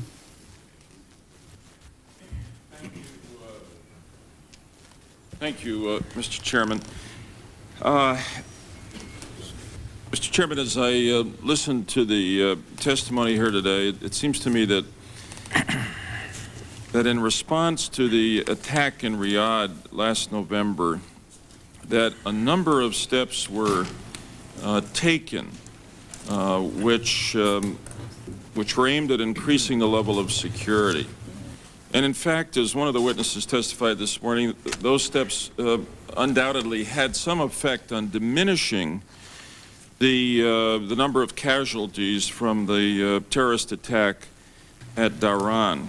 But the obvious fact is that they didn't do enough, because 19 Americans are dead. And I think it's in that spirit that we're going forward here with this inquiry. Sometimes these questions are going to be tough, but we all have an interest. We have a shared interest, and I'm sure the witnesses agree with this, to make sure that we do everything humanly possible, understanding that hindsight is clearer than foresight, and understanding that terrorists, as has been said, will always search for the vulnerable target and then hit it. But we can't ever come to another hearing months or years from now and look back and say we didn't do enough, particularly when we're dealing with a large but nonetheless finite number of military installations. It's one thing to say that we can't protect every civilian target of a terrorist, but I think we've got to create a record here where we learn from this tragedy and never face a situation like this. And I might say parenthetically, and I appreciate the spirit of the questions here today, that in addition to the tragic loss of life, it seems to me that the last thing we want to give the terrorists here is a sense that their act has either dissuaded the United States from its pursuit of the vital national interests we have in the Gulf region, that the terrorist bomb will separate us from our allies in Saudi Arabia, even though we may want to join with them in some mutual self-analysis and self-criticism, or that we become divided in this country, one against the other.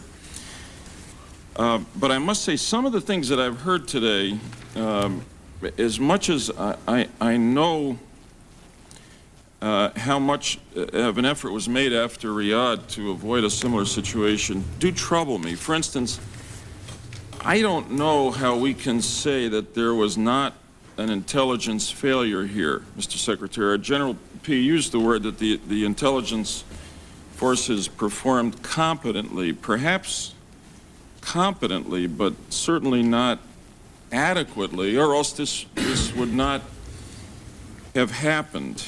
I want to go to something else, and that is, General P, your comment about whether that officer on the ground who had the conversation with his Saudi counterpart about extending the perimeter to the 400 feet should have kicked it upstairs. It seems to me, and your question, your statement, you're not really sure. I think we've got to create a record here that sends an unmistakable message, in spite of all that's going on in a theater like this, that security, protection, force protection is so important that once we have designated the security level, the threat level as high, that any question as fundamental as this one of extending the perimeter has to be kicked up almost immediately. It's as if there was a bomb ticking here, and we could have done something.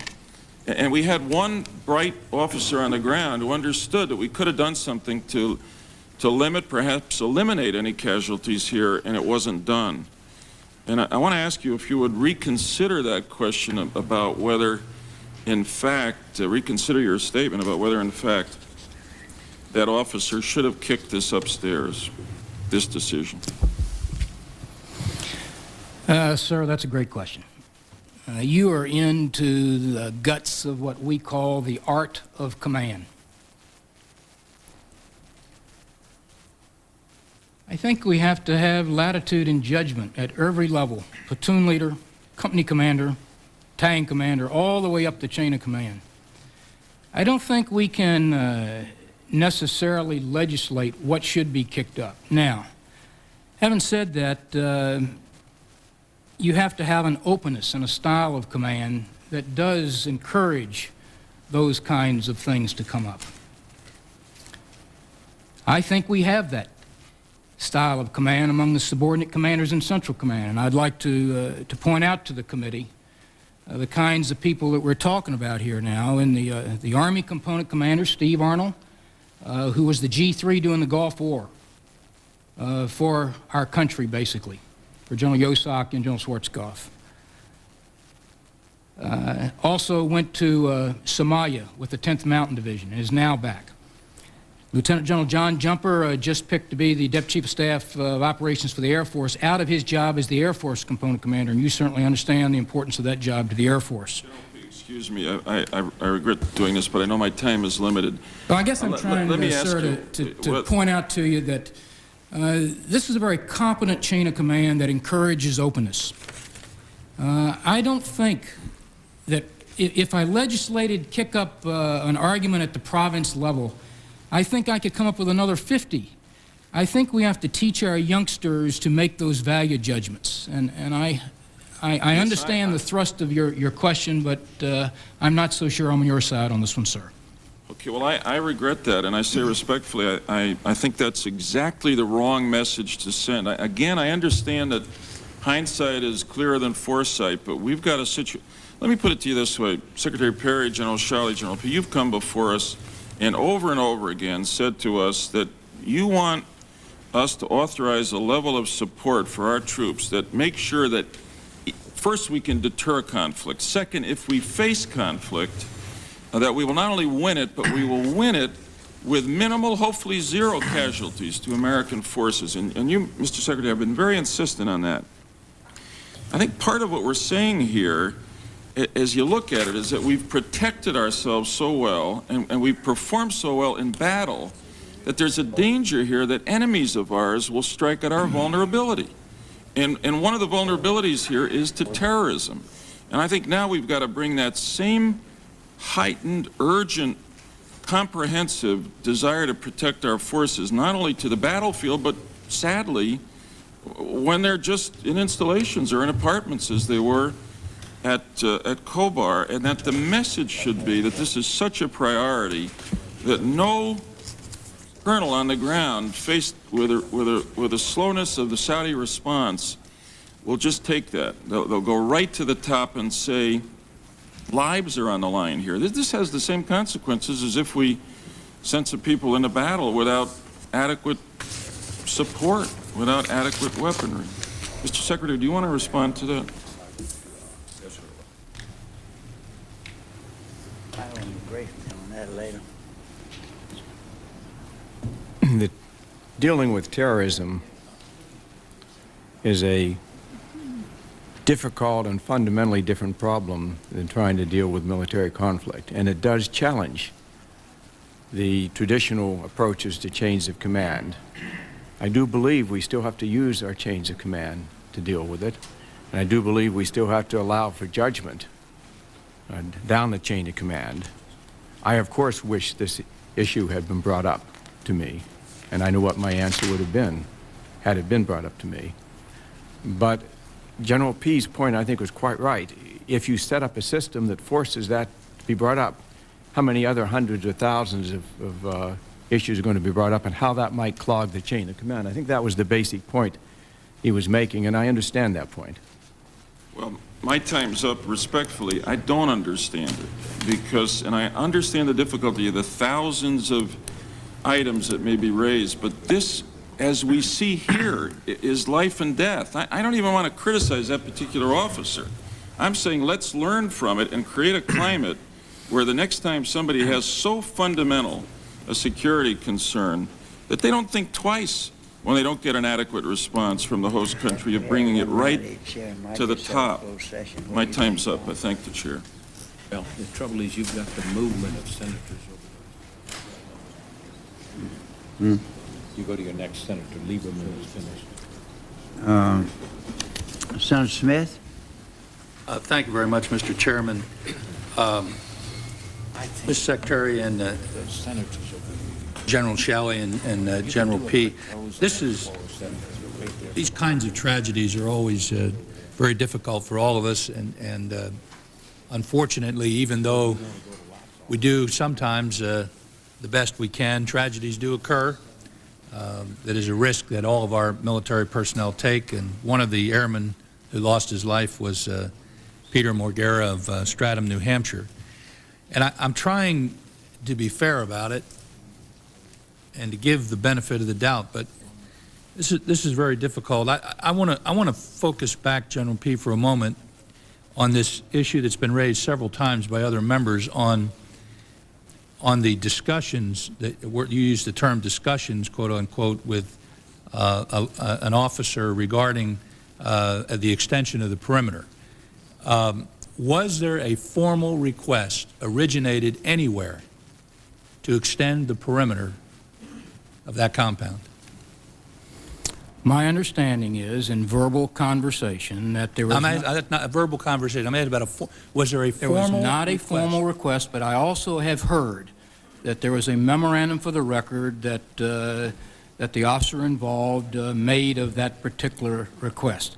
But I would again, sir, tell you that these conversations were in a period of grief and mourning. There's a lot of misinformation out there, in my judgment, as I have looked over these past 2 weeks. And so I caveat it, sir. I realize there's still an investigation, but let me ask the question again, and if you can give me a yes or no answer.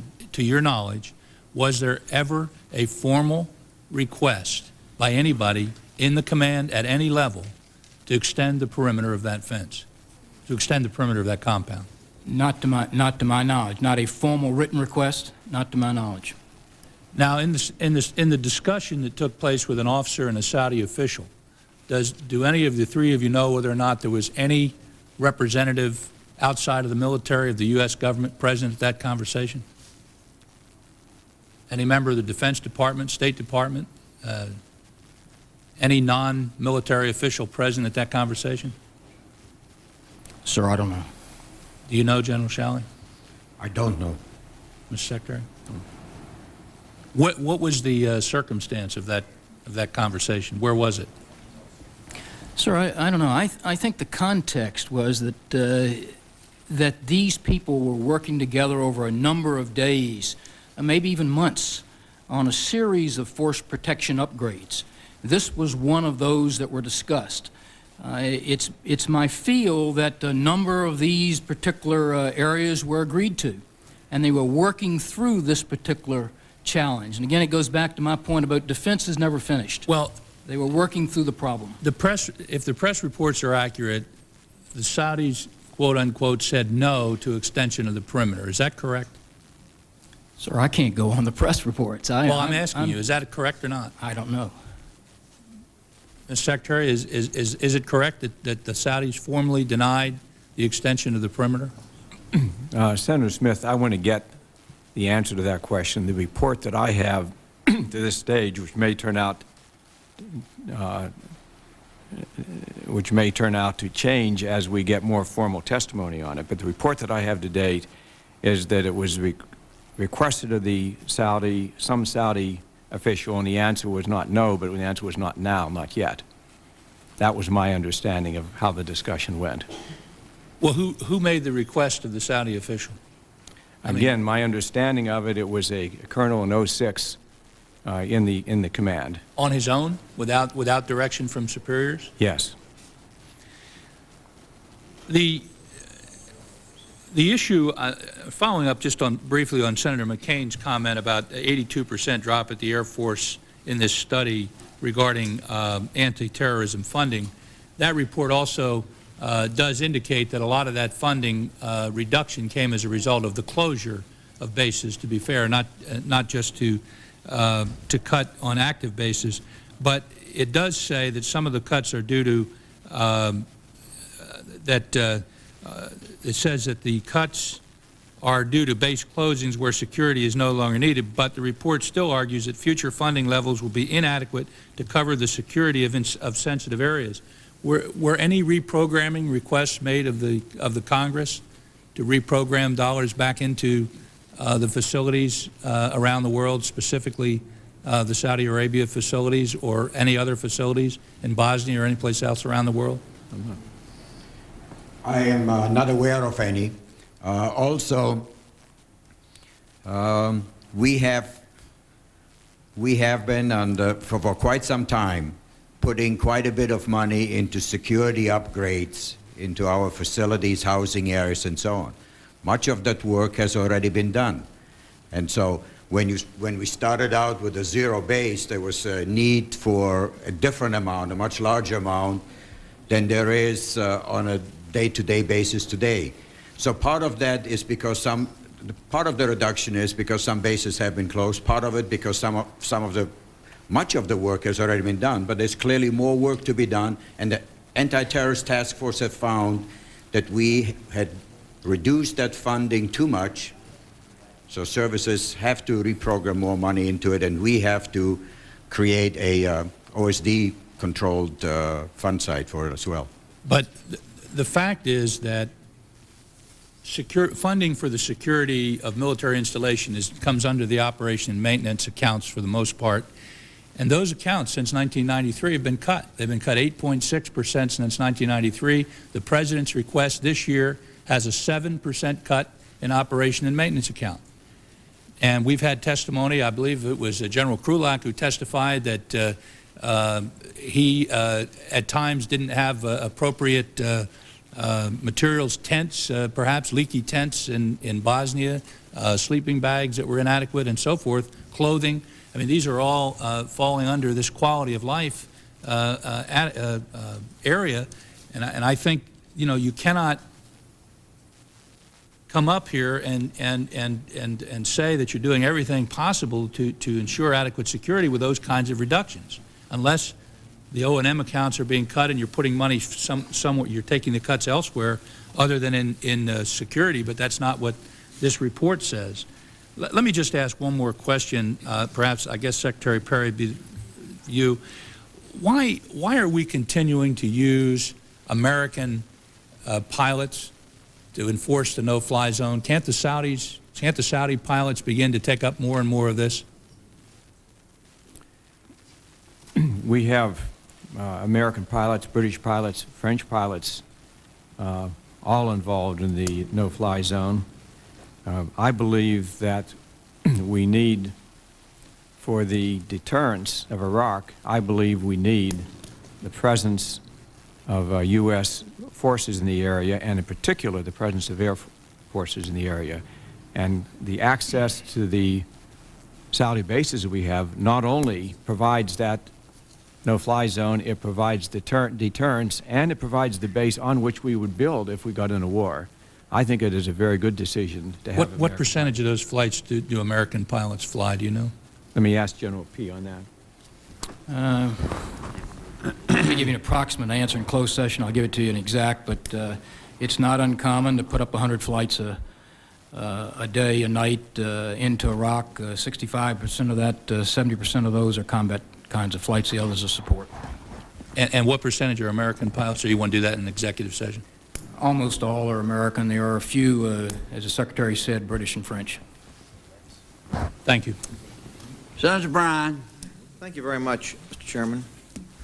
Well, one of the other security failures that has been alleged, and this question is to you, General P., is that there are other facilities, in fact, the word was used, ample facilities, to billet the officers and enlisted personnel who were in the structure that was so badly damaged and we all realize painfully so vulnerably because of its proximity to the perimeter, that there were other facilities that could have been used, would have provided a greater measure of protection for those personnel, and that the military was reluctant to make that relocation because it would be considered disruptive. May I get your comment and response as to the accuracy of the criticism, and if it is accurate, why were not changes made? I have not heard that. I know in the midst of this incident that we did move a number of the outside occupants to other buildings internal, but I have not heard the criticism that you've mentioned. Well, aside from the criticism, I mean, you have indicated that it was at your request that the threat level was elevated to high. That was your testimony earlier. It's my understanding that there is only one level higher than high, and that's critical. So to put this in some context, from your perspective, you saw this as a very, very dangerous area because of what had occurred in November and the intelligence data that was coming to you and other commanders. My question, aside from the criticism, is if there were other places that these personnel could have been billeted at Khobar on the interior, why wasn't that done? Again, I don't know if there were empty rooms. Certainly we could have doubled up people internal. That's a commander judgment on the ground. So at this point, you're not able to share with the committee as to whether there were other facilities at Khobar where these personnel could have been placed so that they would not have been as close to the perimeter? I don't think there were any housing. Now, could we have put people in dining facilities and other recreational areas that were more internally located? I suspect that that could have been an action, but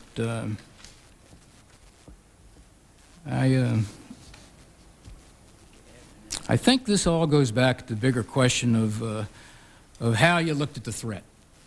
And I don't think that the threat was perceived, even though high, the magnitude of the threat that would cause the destruction that was caused, I don't think was in the mindset of all of us up and down the chain of command. Well, General, let me just say in all due respect, I find that somewhat shocking. I don't have the kind of background that you have in security matters, but we have seen all over the world, whether it's the World Trade Center or what occurred in parts of the world that we've seen terrorist activities. It just seems to me that it's not a greatly sophisticated exercise of judgment that the larger the vehicle, the more of these explosives that can be placed in those vehicles, and that the larger the volume of explosives, the greater damage it can be done. So, I mean, I must say that it seems to me it's a fairly elementary thing if you have a sizable vehicle, which is actually what occurred, that indeed this particular structure is highly vulnerable, and I don't think it's any great surprise to even those of us who are laymen that if you get that kind of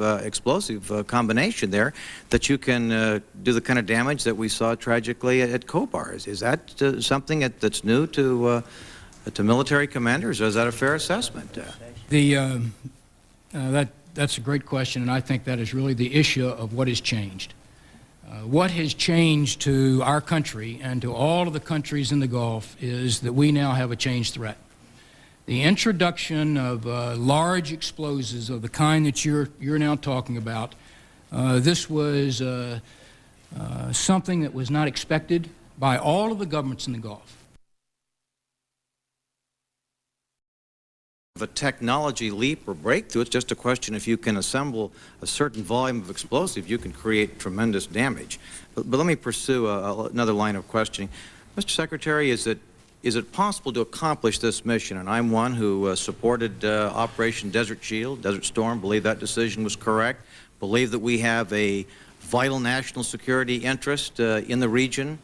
But the question I have is, with all of the risks that we're now painfully aware of, is it possible to accomplish our mission by other than having American military personnel based in Saudi Arabia?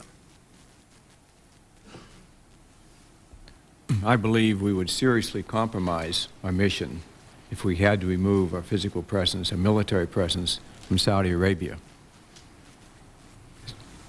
Since the Khobar tragedy, have we made any other request in the nature of additional security protection to the Saudi government that has been denied?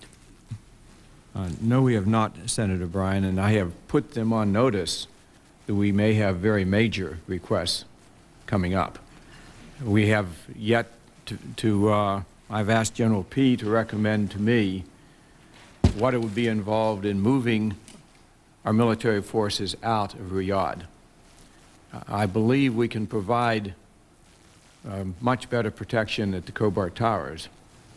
But Riyadh is an urban environment, and I do not know how we're going to provide protection against bombs this size in Riyadh. And therefore, I think the only solution to that problem is we have to move out of Riyadh. I have alerted the King, Crown Prince, Minister of Defense that such a request may be imminent in a matter of weeks. General P, if I might ask you, because of the difficulties we've seen and what's reported up through the command structure, are you aware of any security requests that have been made at the 06 level, lower or higher, to provide additional security protections in which the Saudis have either declined or have said, look, we're not yet prepared to do that, or we've got to give some thought to it? No, sir, I'm not. With respect to the chain of command, let me be clear on this. The news reports, and indeed they may not be accurate, indicate that General Swaleh was aware of these requests that had been made to the Saudi officials to extend the perimeter protection. Is that your understanding, General? We constantly hear about these 06s, and we all understand that those are bird colonels, but General Swaleh is an 07 as a brigadier. Did he have first-hand knowledge? Did he make the request? What, if anything, can you tell us about that? I'm rather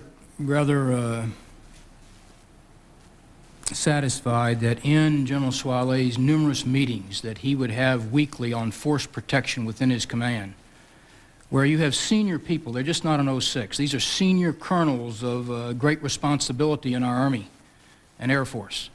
I think that those discussions perhaps went on with regularity in the force protection meetings, but I think many things were being done at a time when the threat was not quite as clear. Well, we understand that, but the answer then is, to your knowledge, then General Swaleh would have had knowledge of this request? I think he probably would have, yes, sir. I think Senator Levin has told us that at least Major General Anderson, who would be the next higher person in the chain of command, did he have knowledge of the request? I don't know. General Anderson has been in the job about 5 weeks. He's a new commander on the ground. He's an outstanding officer. I don't know the specifics of living the year long or so that the previous commander would have had. So I guess the last question I would have, other than the 06 or 06s that may have made the request, General Swaleh, who you've indicated because of his briefings would probably have been aware, do we know how much further up the chain of command this information, namely the request to extend the security perimeter, was made? No, we do not.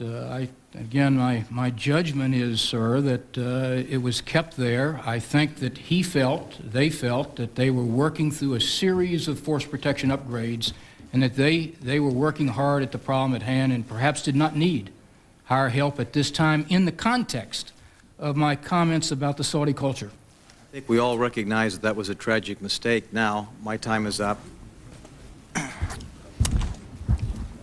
Senator Fromm, I want to take this opportunity to welcome you to your first public hearing, I believe, on this committee. You come to us highly recommended as a very able person and a valuable member of this committee, and we'll now be glad to ask you to propound questions. Thank you, Mr. Chairman. I certainly appreciate you calling this hearing to focus on the recent attack against the U.S. military housing complex. This incident has especially importance to me and to the citizens of my state, with Senior Airman Jeremy Taylor of Douglas, Kansas, being one of the victims. Any military operation involves a great deal of risk and danger, certainly. Those who serve in the military know and accept that fact. However, we owe it to the men and women who proudly wear our nation's uniform to make every possible step to ensure the safety of our troops deployed overseas.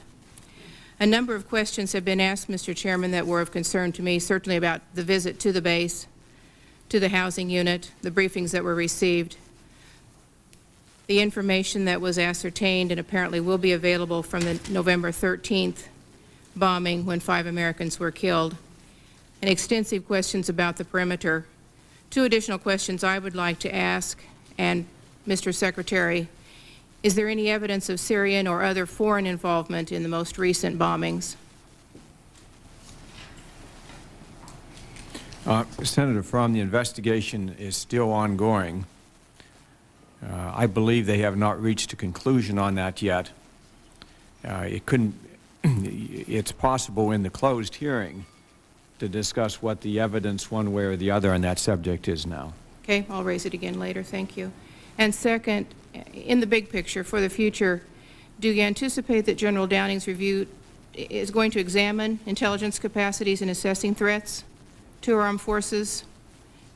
Can we expect some review of intelligence gathering and sharing to be better able to take better action to protect our deployed forces? Part of General Downing's review will be to look at the threat assessment mechanism. That's correct. And so we could anticipate some Yes. additional information? We can. We expect to give this committee a full report on all of General Downing's findings. Okay. Thank you, Mr. Chairman. Senator Jackson. Mr. Chairman, thank you very much. Welcome to you, gentlemen. And let me start out by saying that these are very difficult hearings. And from what I know of this, I simply want to start out by saying I have every confidence in you, Mr. Secretary. I think it's outrageous, some of the suggestions that have been made with regard to your position. General John, I think as you know, there has been no one connected with the military whom I have more respect for than yourself. And General P., I know this is a very trying time for you also, so this is not an inquisition that we're conducting here. I hope you all know and understand, but there are some legitimate questions that we have. Not so much finger pointing, but to look to the future to see what we can do to avert this. It's been said that, you know, it's so obvious that our forces are in harm's way today more from the result of terrorist action than I think they are potential enemy action. But that's a very, very real threat, and we keep dealing with it over and over and over again, and that is why there are some concerns that we have here, and we have an obligation to try to get to the bottom of it with your help.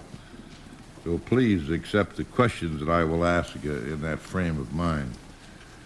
Let me say that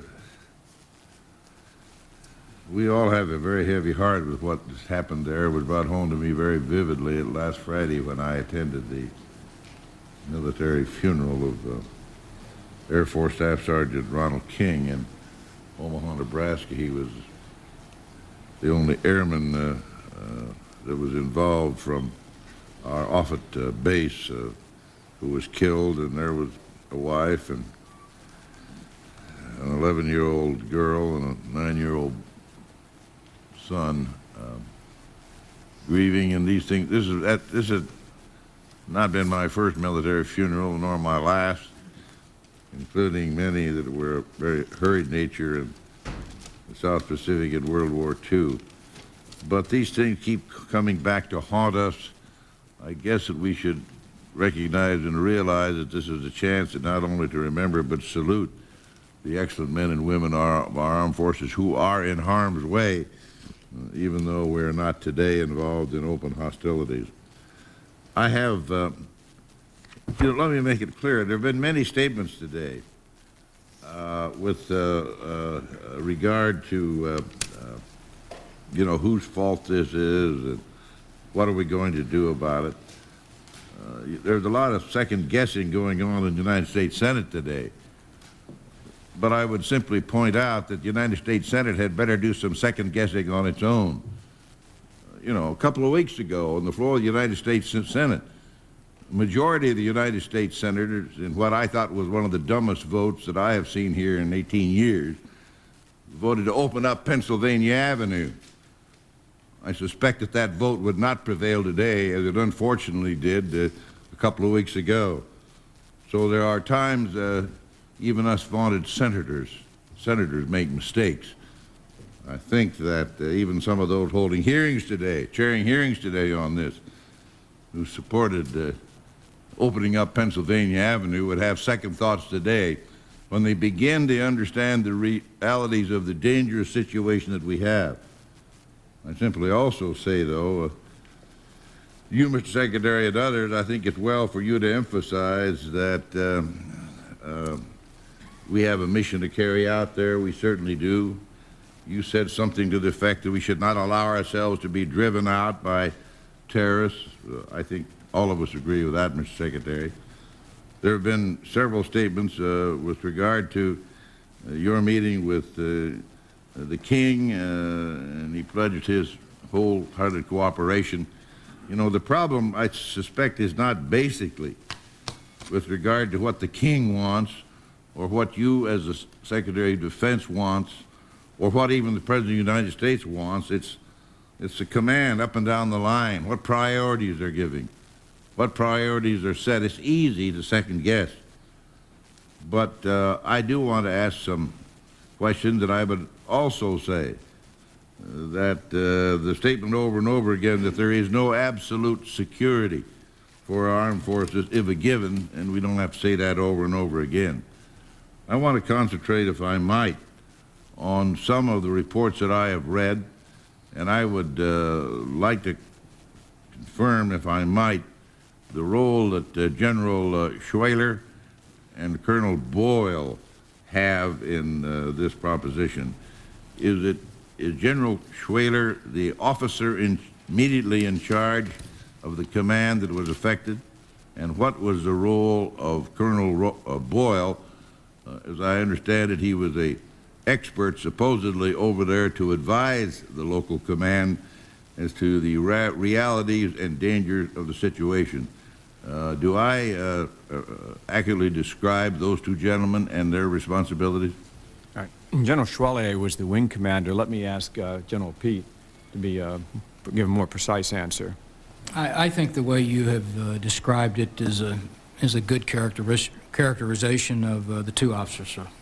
Thank you. Now let's follow up on that just a little bit more.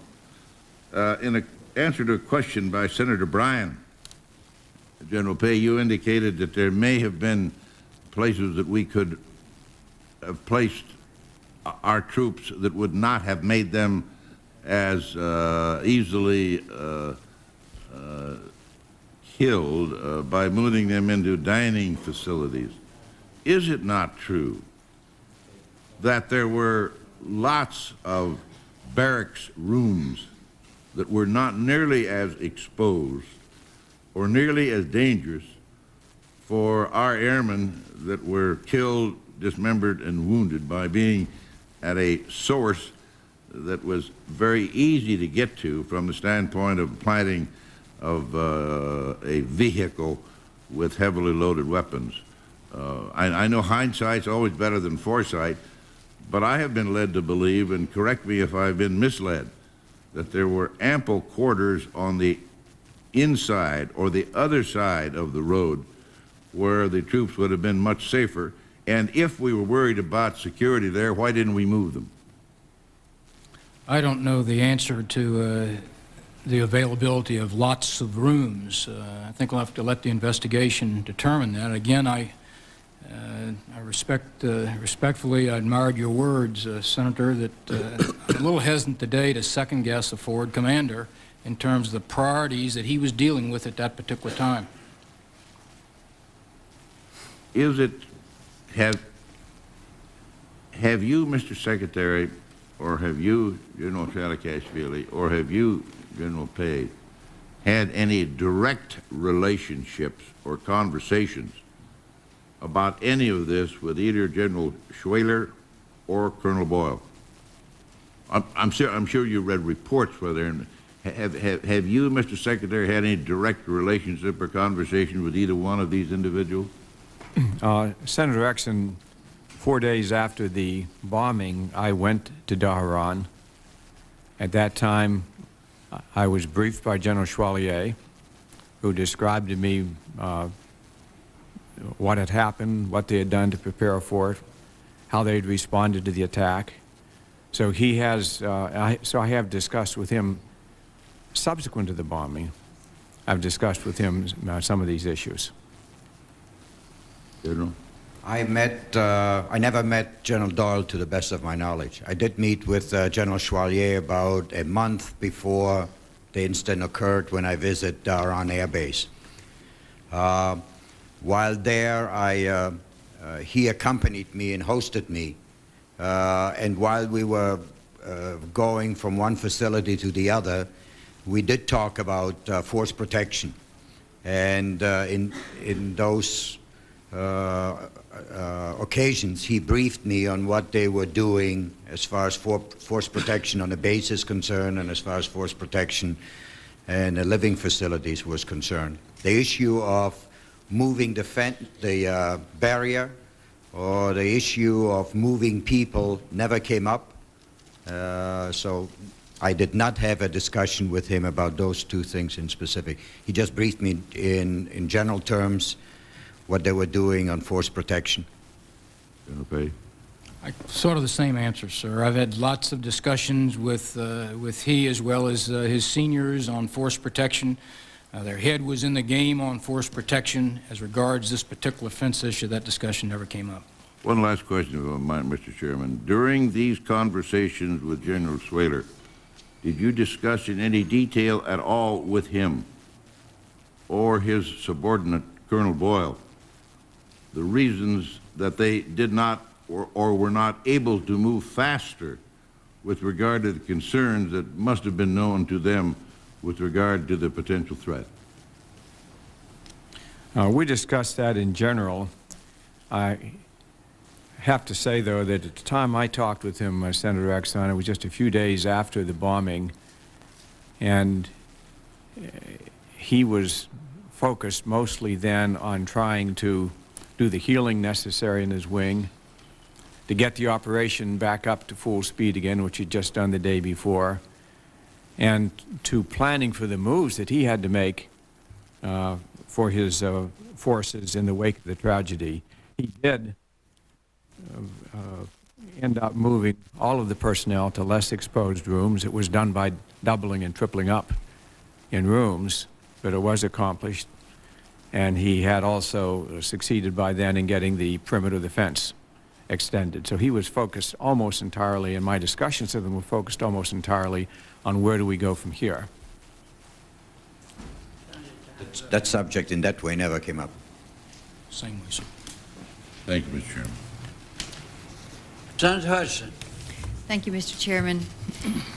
I, too, joined my colleagues who had a constituent that was killed in Saudi Arabia, and I would like to honor Sergeant Millard D. Campbell from Angleton, Texas, who was about 7 days from coming home from Saudi Arabia, but did not make it.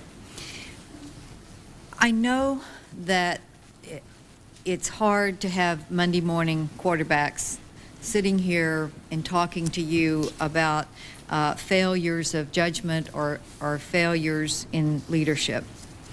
But I believe the only way we're going to determine what the problems were is to ask the questions and to determine what we can learn from mistakes that might have been made. So I think the questions certainly should be taken in that spirit. I'd like to ask, in addition to what I think has been covered by others in potential problems that we can learn from, the size of the bomb issue.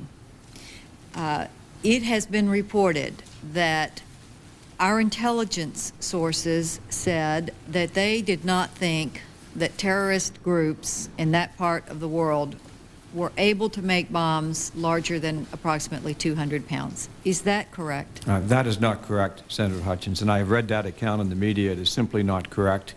That was always understood to be one possibility of what could happen. In the various... Secretary Perry, could you just say, in your knowledge then, what was the approximate size of what we thought we were protecting against? Senator Hutchinson, they were looking at a whole spectrum of threat possibilities, of which not just bombs, going after our transportation, going after our school buses, going after our work areas as well as our housing areas, going after our water supply, going after food supply. The spectrum of ways a terrorist could attack is very wide indeed. But wouldn't the size of the possibilities I think what may determine have how caused some far of a the perimeter confusion should on the be? size is that in the analysis that had been done, they presented a table of the effects of a bomb of 200-pound size. And therefore, that probably caused people to focus on the 200-pound bomb. But and nobody believed, nobody believed that only a 200-pound bomb could be used. And everybody understood the possibility that a larger bomb could be used. Do you feel that the intelligence that the armed services had for what was possible was sufficient to see what might have been forthcoming here, a 5,000 pound? The intelligence was really all-inclusive. It included all of these possibilities, and it did not direct us or focus us to any one of them. Do you think that our leadership then, if they did have the intelligence about that capability, in addition to the other things you mentioned, was pushing hard enough for protections from what we thought the capabilities might have been? I think the protection is a responsibility of the commanders, not of the people who give them the intelligence assessment. And they take that responsibility. They based their vulnerability assessment, as I said, on a wide variety of threats. But it is also clear that the specific actions they took relative to force protection would have been effective, much more effective against a 200-pound bomb than a 3,000-pound bomb. Were there any significant pushes in security after the 4 suspects were executed in May from the November bombing? General P? I'm sorry, I didn't understand your question. Were there any significant pushes for security after the May execution of the 4 suspects from the November bombing? Yes, ma'am. We, after the Opium Sang bombing, we instituted with vigor a number of force protection kinds of measures. I'm Then talking in April, about the execution in May, not the bombing in November.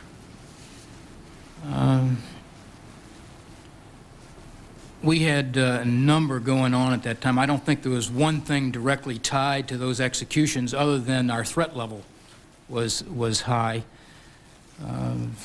But the commanders were undertaking a number of force protection enhancements all through that period. Let me just reiterate a concern that I think Senator Lieberman outlined very well. And that is that we have watched terrorist attacks. We obviously do not have a great deal of experience, but we do have some experience. And you made the point that you had a chain of command where you put a lot of responsibility in your commanders, the colonel level down and up. And I'm concerned that as leaders, we are not overlapping the policy directions and the policy considerations, which you say legislate. I don't call it legislation. I call it policy direction.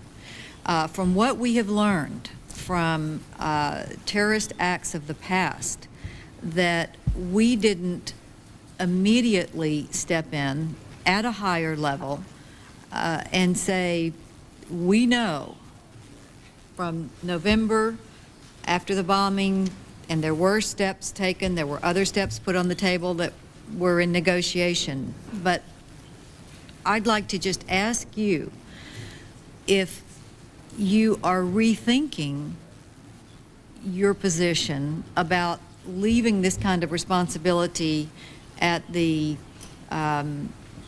06 level or 07 without more direction from the top?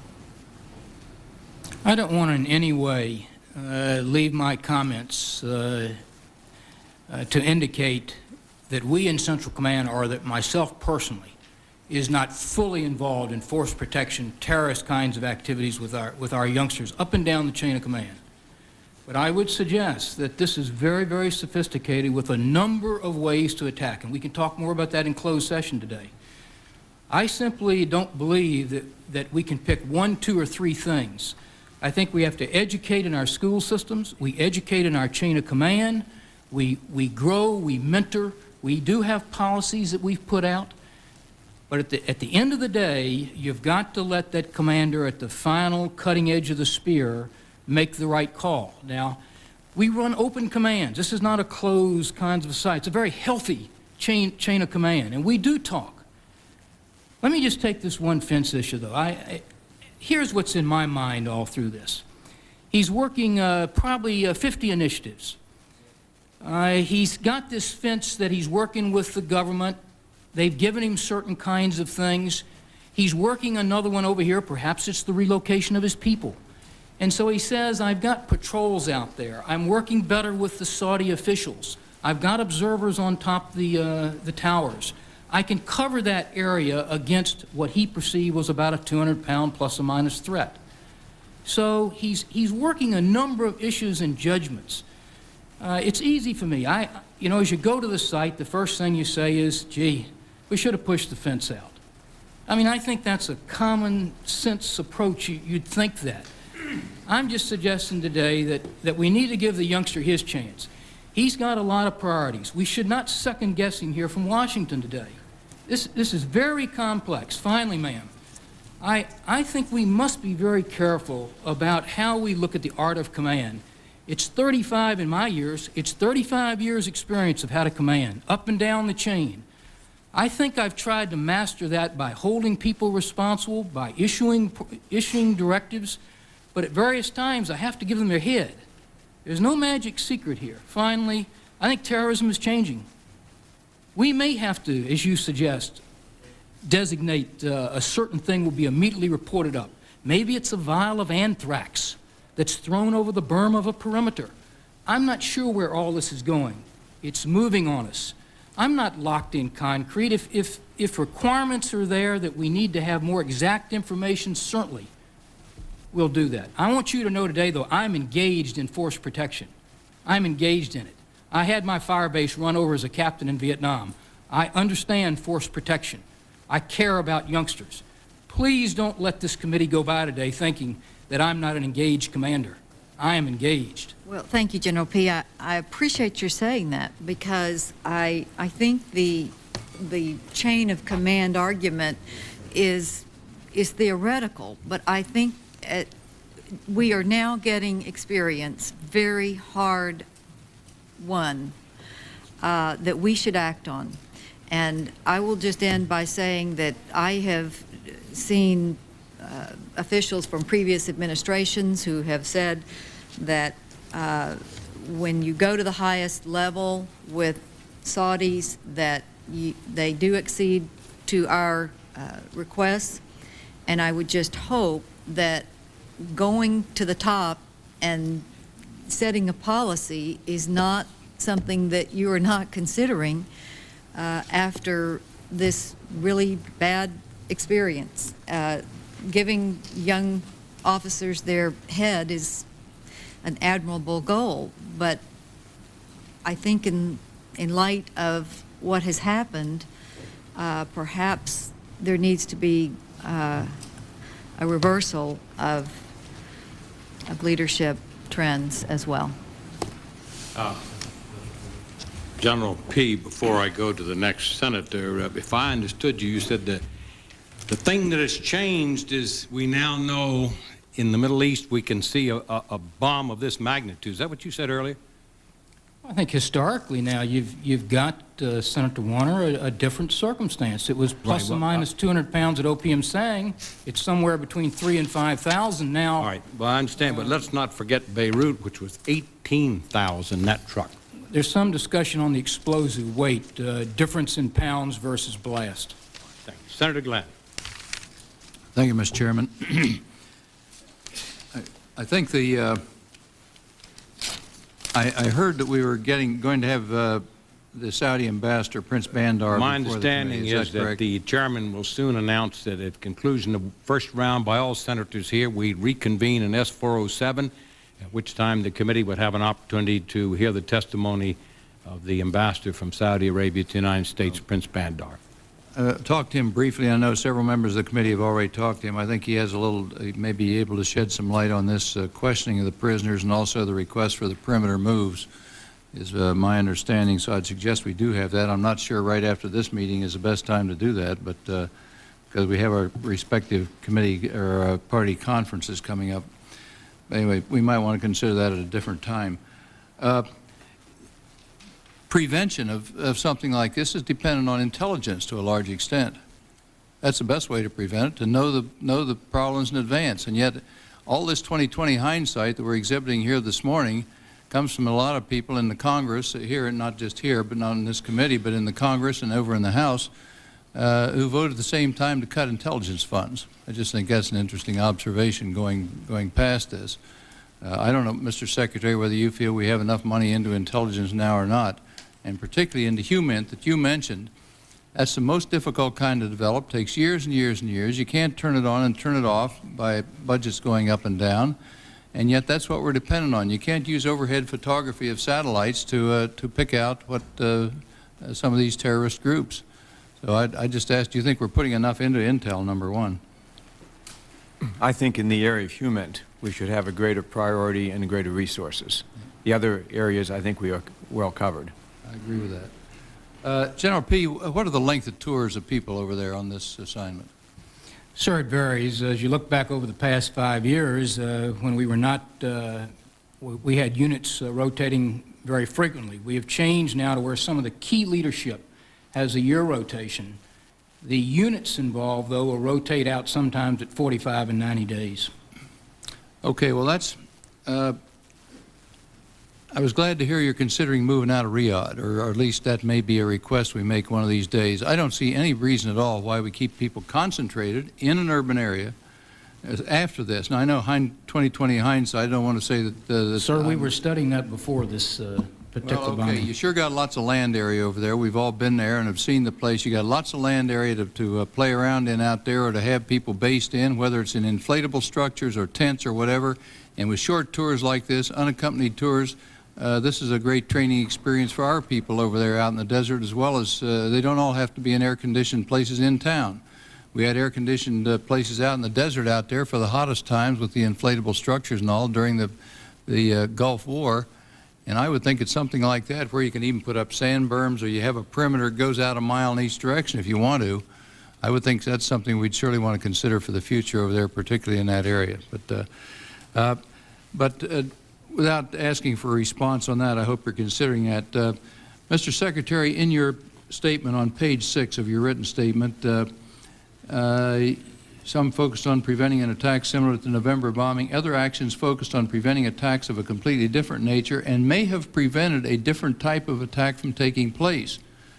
My assessment is that our commanders were trying to do right, but given the inconclusive nature of intelligence, had a difficult task to know what to plan for. We could push the perimeter out another 500 yards or half a mile, and you're still going to be subject to terrorist attacks. Chemical weapons can be manufactured by any well-organized terrorist group. Chemical weapons, as I understand it, we don't have a perfect inventory on those things.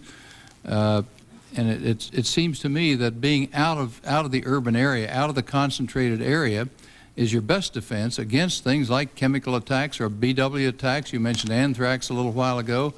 Having the perimeter back another 100 yards or so over there at the towers, the Khobar Towers, would not have prevented a tragedy from a chemical weapon that was spread upwind on a calm evening or something like that. Are you addressing those kinds of attacks in your assessment also, Mr. Secretary? And do all our services have instructions to consider their force protection, consider it not just a bomb that we know can blow up. We know that from World Trade Center, Oklahoma City, and Beirut and Riyadh, or Khobar, yet Riyadh.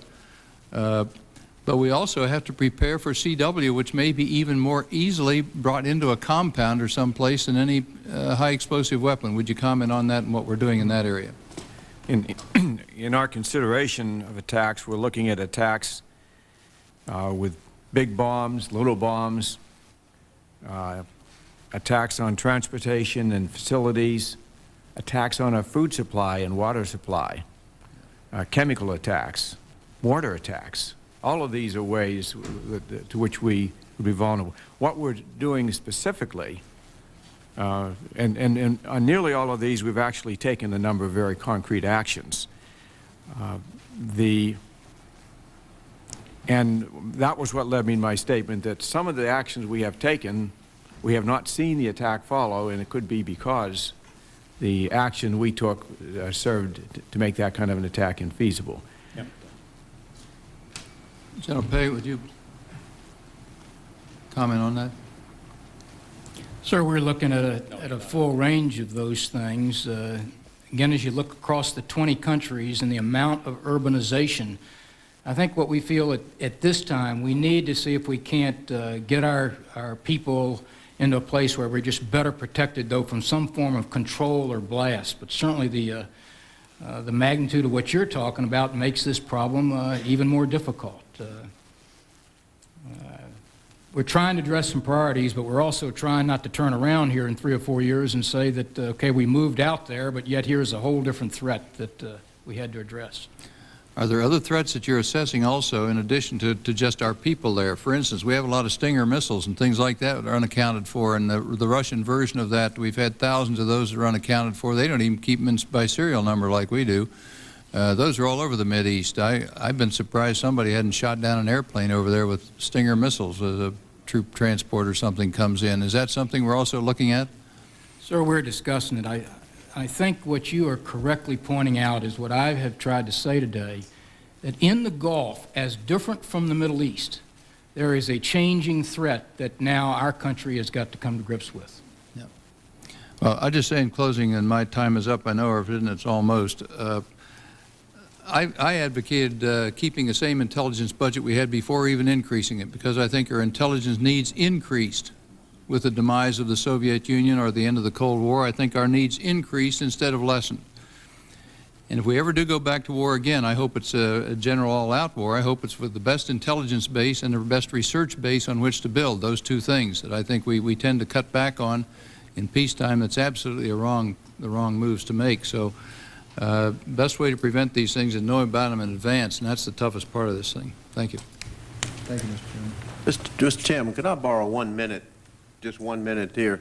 I think it's very important that that this whole matter of force protection be put in perspective.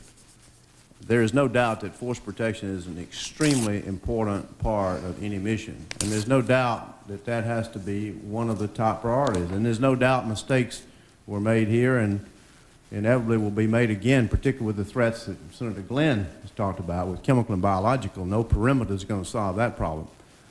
But it's also important to understand that when we have people all over the world, they're out there protecting our vital national security interest, and that force protection, as important as it is not the only mission.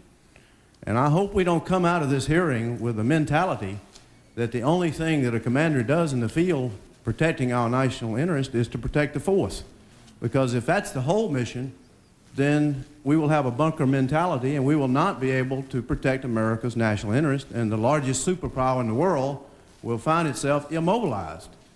I also hope, and I think all the questions have been very appropriate this morning, but I hope we don't come to a conclusion that 0 casualties is possible in the military, or really, for that matter, in any kind of risky endeavor. It's just impossible. That doesn't mean we don't do everything possible to get better prepared and protect our people as well as they can possibly be protected. But if we adopt the attitude here in the committee and in the Congress that our goal realistically is zero casualties in the military, we'd have to stop training.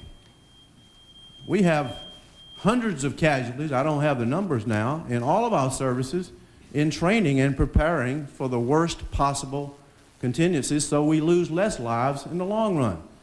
Training accidents are going to happen. Casualties are going to happen in training, and we try to minimize those. But it's in the effort to train that we reduce overall casualties in conflict. So I hope we don't come or give the impression that we are beginning to move this country towards a zero casualty expectation. That will make it impossible for any military commander to be able to perform their job. So I hope that that message is clear.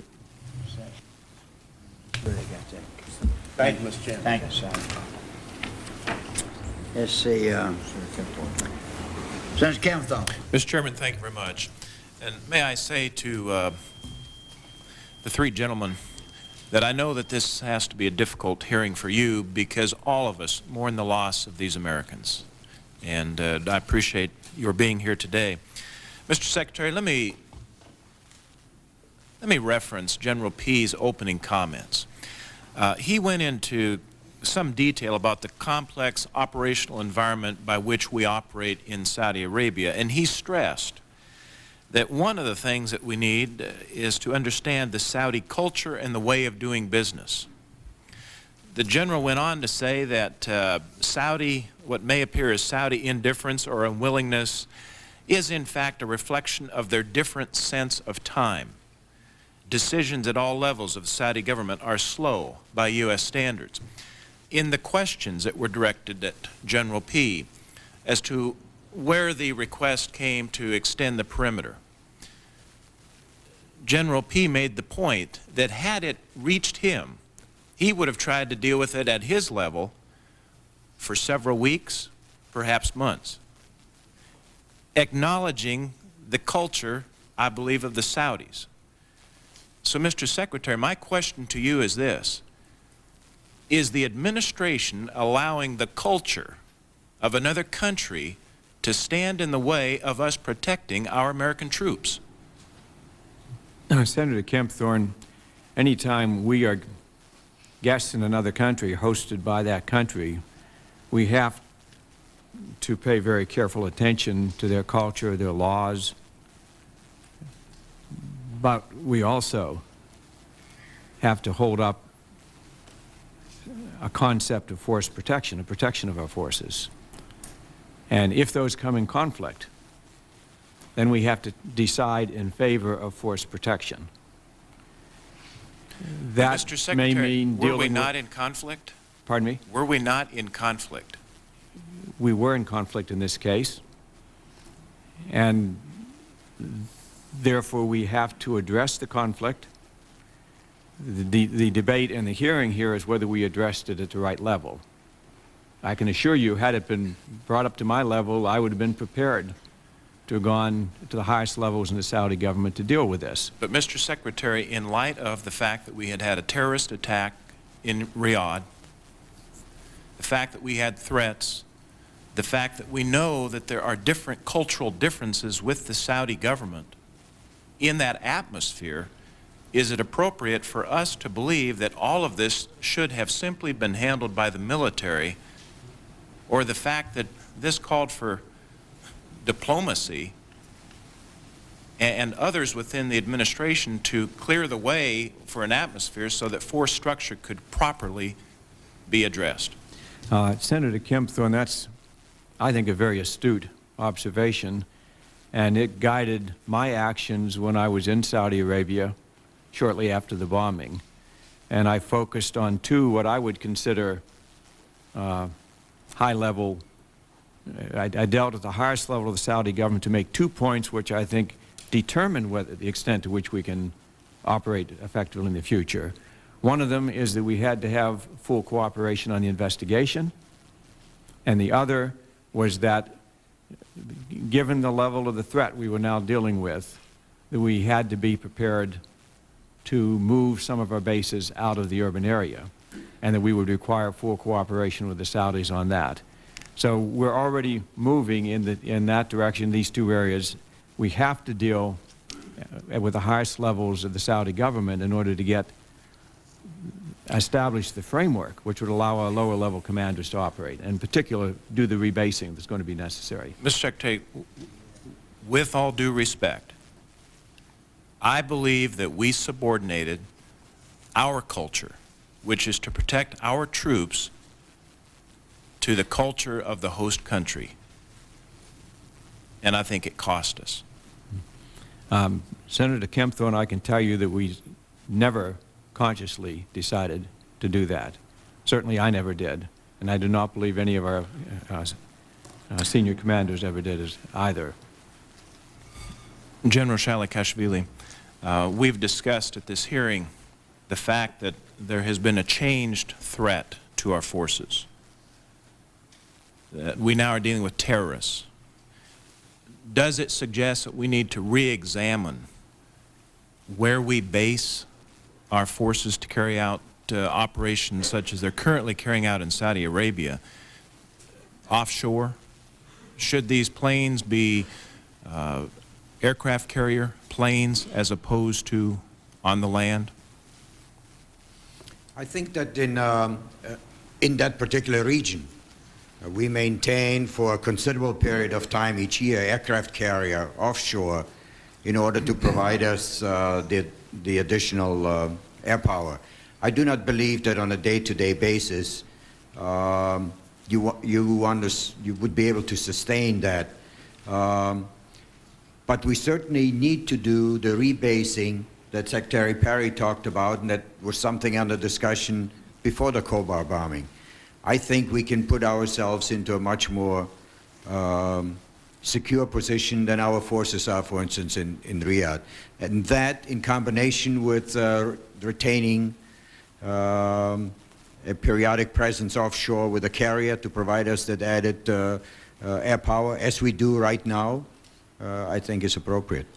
But I don't believe you can have the flexibility of having the kind of support aircraft and all of that without tying up our aircraft assets and leaving us vulnerable in some other parts of the world. All right. Secretary Perry, based on the information that you have to date, do you feel that there may be a connection between the terrorist attack in Riyadh and perhaps the subsequent execution of those terrorists and what took place at Khobar Towers?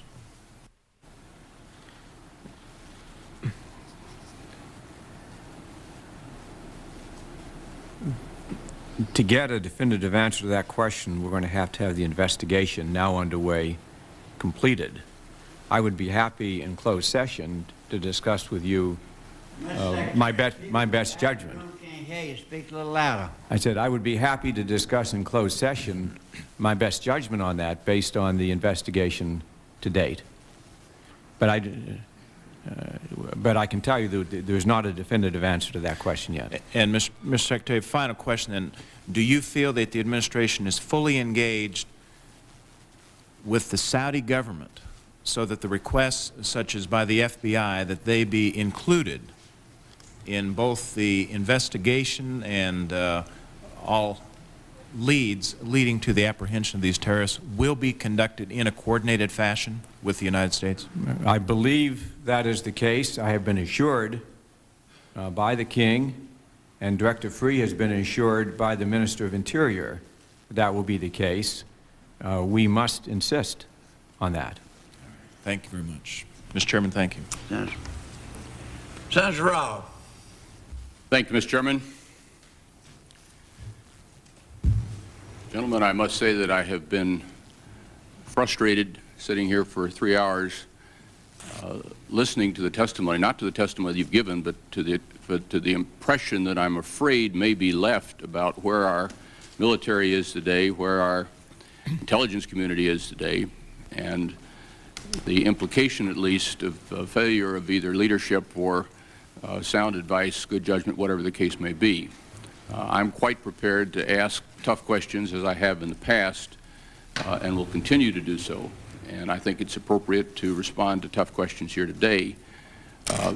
I want to join very much in the general comments that were made by Senator Glenn and followed up on by Senator Nunn in terms of some of the things that we're not talking about today. I was going to ask some questions about nuclear, chemical, biological stingers. Were all on my list in terms of things not to discuss specifically, but in terms of the kinds of risks in unconventional warfare that we're not even talking about and yet still amount to a serious threat if we're talking about terrorist activities. It seems to me that we ought to acknowledge very openly that we're on the very front edge of a long, steep learning curve with respect to terrorist activities. And I think that you have implicitly, and in some cases explicitly, suggested that today. But I worry about the second-guessing, the Monday morning, whatever you want to call it, in terms of being able to discern exactly what a specific vulnerability was in a specific situation and draw broader conclusions about where we are based on that particular matter. I would urge colleagues who have not already done so to take advantage of intelligence briefings, to stay for the closed session, and to meet with Prince Bandar. I discussed the matter with him at some length yesterday. That's right. Senator Glenn and I met with him again this morning. I think he can provide useful information that addresses several of the questions that have been troubling senators, and if you have not already availed yourself of that, I suggest that you do. Let me ask a question that has not been formally presented but seems to me, let me make a point before I do, because General P, I feel very strongly about the point that you made with respect to allowing some latitude of judgment for command. With all due deference to colleagues, and I'll be a member of one if I have to, I think that if we take away that latitude, we are going to destroy the officer corps, the senior NCOs, and what we expect, and indeed what we, in effect, hire on people who serve in the military to do. And if we expect, and again, I don't mean to in any way diminish the very serious question that was presented, but if in a broader sense, if all the tough questions are immediately kicked all the way up the line, we're eating away at almost everything that our traditional force structure, not only in the military, but throughout the rest of society stands for, and I think it would be a serious mistake. So I would ask you to hold your ground, be ambivalent about whether or not you would do something in this particular case because of the seriousness of the question, but don't suggest that that's standard operating procedure for any question that seems to be a little bit difficult or will begin a cancer. Let me ask you to comment on the question of trade-offs, if you will. Not explicitly stated, but implicit is a trade-off between security risks and quality of life, livability. And in many instances, we're talking about whether or not you put people in a buttoned-up atmosphere, whether you put them in flak jackets, whether you put CW gear, whether you put them in gas masks, whether you require them to sit in the cockpits, whether you require them to go through trenches to get back and forth, or whether you assume that there's some level of risk that is necessary and acceptable, not just going to the point that Senator Nunn made in terms of what are we putting people in harm's way in the first place for, but in terms of how we get by to day. How likely is it that a threat is more important than the kind of morale problems you'll have if you stick everybody in an unair-conditioned facility when you know there's something else there? Would you discuss that just a little bit in terms of the kinds of choices that you're making so we don't look at this entirely in a black and white situation and suggest that we only go for the most secure environment in which our force protection can be administered? Let me comment on that, and then maybe General Shally or General P would like to add to it. I want to say as strongly as I know how to that this threat of terrorism is very serious. We will face it again. We may face it again soon. We may face it in Saudi Arabia. We may face it in other countries in the Gulf, and we should understand that that's what we're up against. Big bombs are only one aspect of the threat and not necessarily the most difficult aspect. We have the threat of chemical warheads, the threat of Stinger missiles, the threat of mortar attacks. All of these are components of the threat. Most of the questions today have focused on this one aspect, And we have to understand that our problem preparing for this threat is much more complex than that. And I do want to tie on to Senator Nunn's point with dealing with that while we're trying to carry out our mission, which is why we're over there in the first place. Now, if the mission is important, and I believe, as I've testified, that it is, in the face of the kind of threats we're talking about, and understanding we do not want to have our soldiers living in bunkers 24 hours a day, we are going to have to rethink how we do the mission in rather fundamental ways. It is not just a matter of moving the fence out another few hundred feet. It is not just a matter of putting Mylar in the windows. Those things can be done and should be done short term. But we have to consider a very significant change in our basing altogether if we're going to stay there and do that mission. That's going to be difficult, it's going to be expensive, it's going to be complex. But I believe that mission is important, and I believe that in order to carry it out, we have to make very fundamental changes in basing, not just because of the big bombs, but in particular because of the big bomb threat. Maybe General Shelley or General Pete would want to add to that. The only thing I would add is that it is so correct that we are there wherever we go to execute our mission, and so there's a limit on what we can ask our people to do, and they still remain 100% up to do the mission. Because everything we put on them, or much of what we put on them for force protection, detracts from their ability to do their mission, to be sharp, to be ready to go mentally, physically. And so we need to balance those things. And in a place like Bosnia, we can afford to do certain things, and we are required to do certain things. When you have a terrorist threat in the middle of Germany, as we did during Desert Storm, you are limited to what you can do. And when you're in a place like Riyadh, you again have limitations on what can be done. I'm also mindful that we are asking men and women to be in the armed forces, not just for that 3 weeks or 3 months that we ask them to deploy to Saudi Arabia, but when you go to Saudi Arabia, you find that some of these people are there on the 4th, 5th, or 6th time around.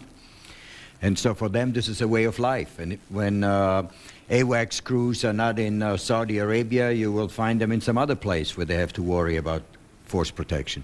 So we need to be mindful of those requirements to balance a quality of life for them and their families, for them to be mentally alert to do the mission first, and also, of course, to provide the force protection. I think we have done very well. It has never been 100% an all or nothing issue, but I think on balance, when I look at what armed forces have done for the last, I don't know how many years in that area, by and large, we have done that balancing act very, very well. And I think that here in Saudi, where we are now facing a much more difficult challenge, we too will find the right balance between moving out of urban areas, between making sure that we have people there we need to have there, and that gets at some difficult issues as contractors and others that we need to take a look at. But I believe that we will find the right balance. We have done so in the past, and I think we will do that here. Sir, I agree with all of that. Again, I go back to my earlier comments that in addition to what we call combatant troops, which frankly, they'll be the easiest ones to secure, we'll be able to move those units out in their totality and keep them together cohesively.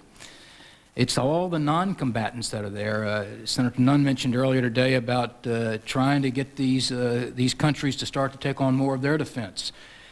We have 1,500 advisors that are spread out all over Saudi Arabia in various urbanized towns where they are side by side with their Saudi counterparts as we try to improve their performance so that we can wean our way out of all of that. So I believe in balance as we work through this. I would be unfair as a commander that's interested in obviously the readiness of the total force that the chiefs of our service have to provide. I've got to tell you, when you start to move organizations, though, it's going to cost money. And that's going to be a consideration as we go down this road. Fortunately, the host nation in this case understands the responsibilities of burden sharing, and I've already had a discussion on that, so at least we'll have cooperation, as the Secretary has noted. Mr. Chairman, could I ask one exit question that they can probably answer with a yes or no after Go ahead. 3 hours? Gentlemen, is there anything that you have discovered to date that, based on the examination of the facts, not based on the fact that we had the specific terrorist incident that occurred, but based on the general readiness that you would clearly have done differently or clearly represents, in your judgment, a failure to take appropriate action absent the higher indication of this particular threat or any other threat? In other words, is there anything that you can cite to date that would reflect the kind of error that would be culpable and that we ought to be very much concerned about, putting aside the terrible tragedy that occurred with this particular munition? With all respect, Senator Robb, that question is so portentous that I want to defer my answer to it until I get General Downing's report. He is looking precisely at that question, and any question that involves culpability I want to be very well informed and very well researched before I answer it. I think that's a responsible answer, and I won't even ask the other generals to comment on that under the circumstances. Mr. Chairman, I thank you. Thank you. The first round is now over. The committee will now move to room S407 for an executive and classified session on this matter. The committee will confer an executive session with the ambassador from Saudi Arabia and then continue with testimony from defense officials in classified session.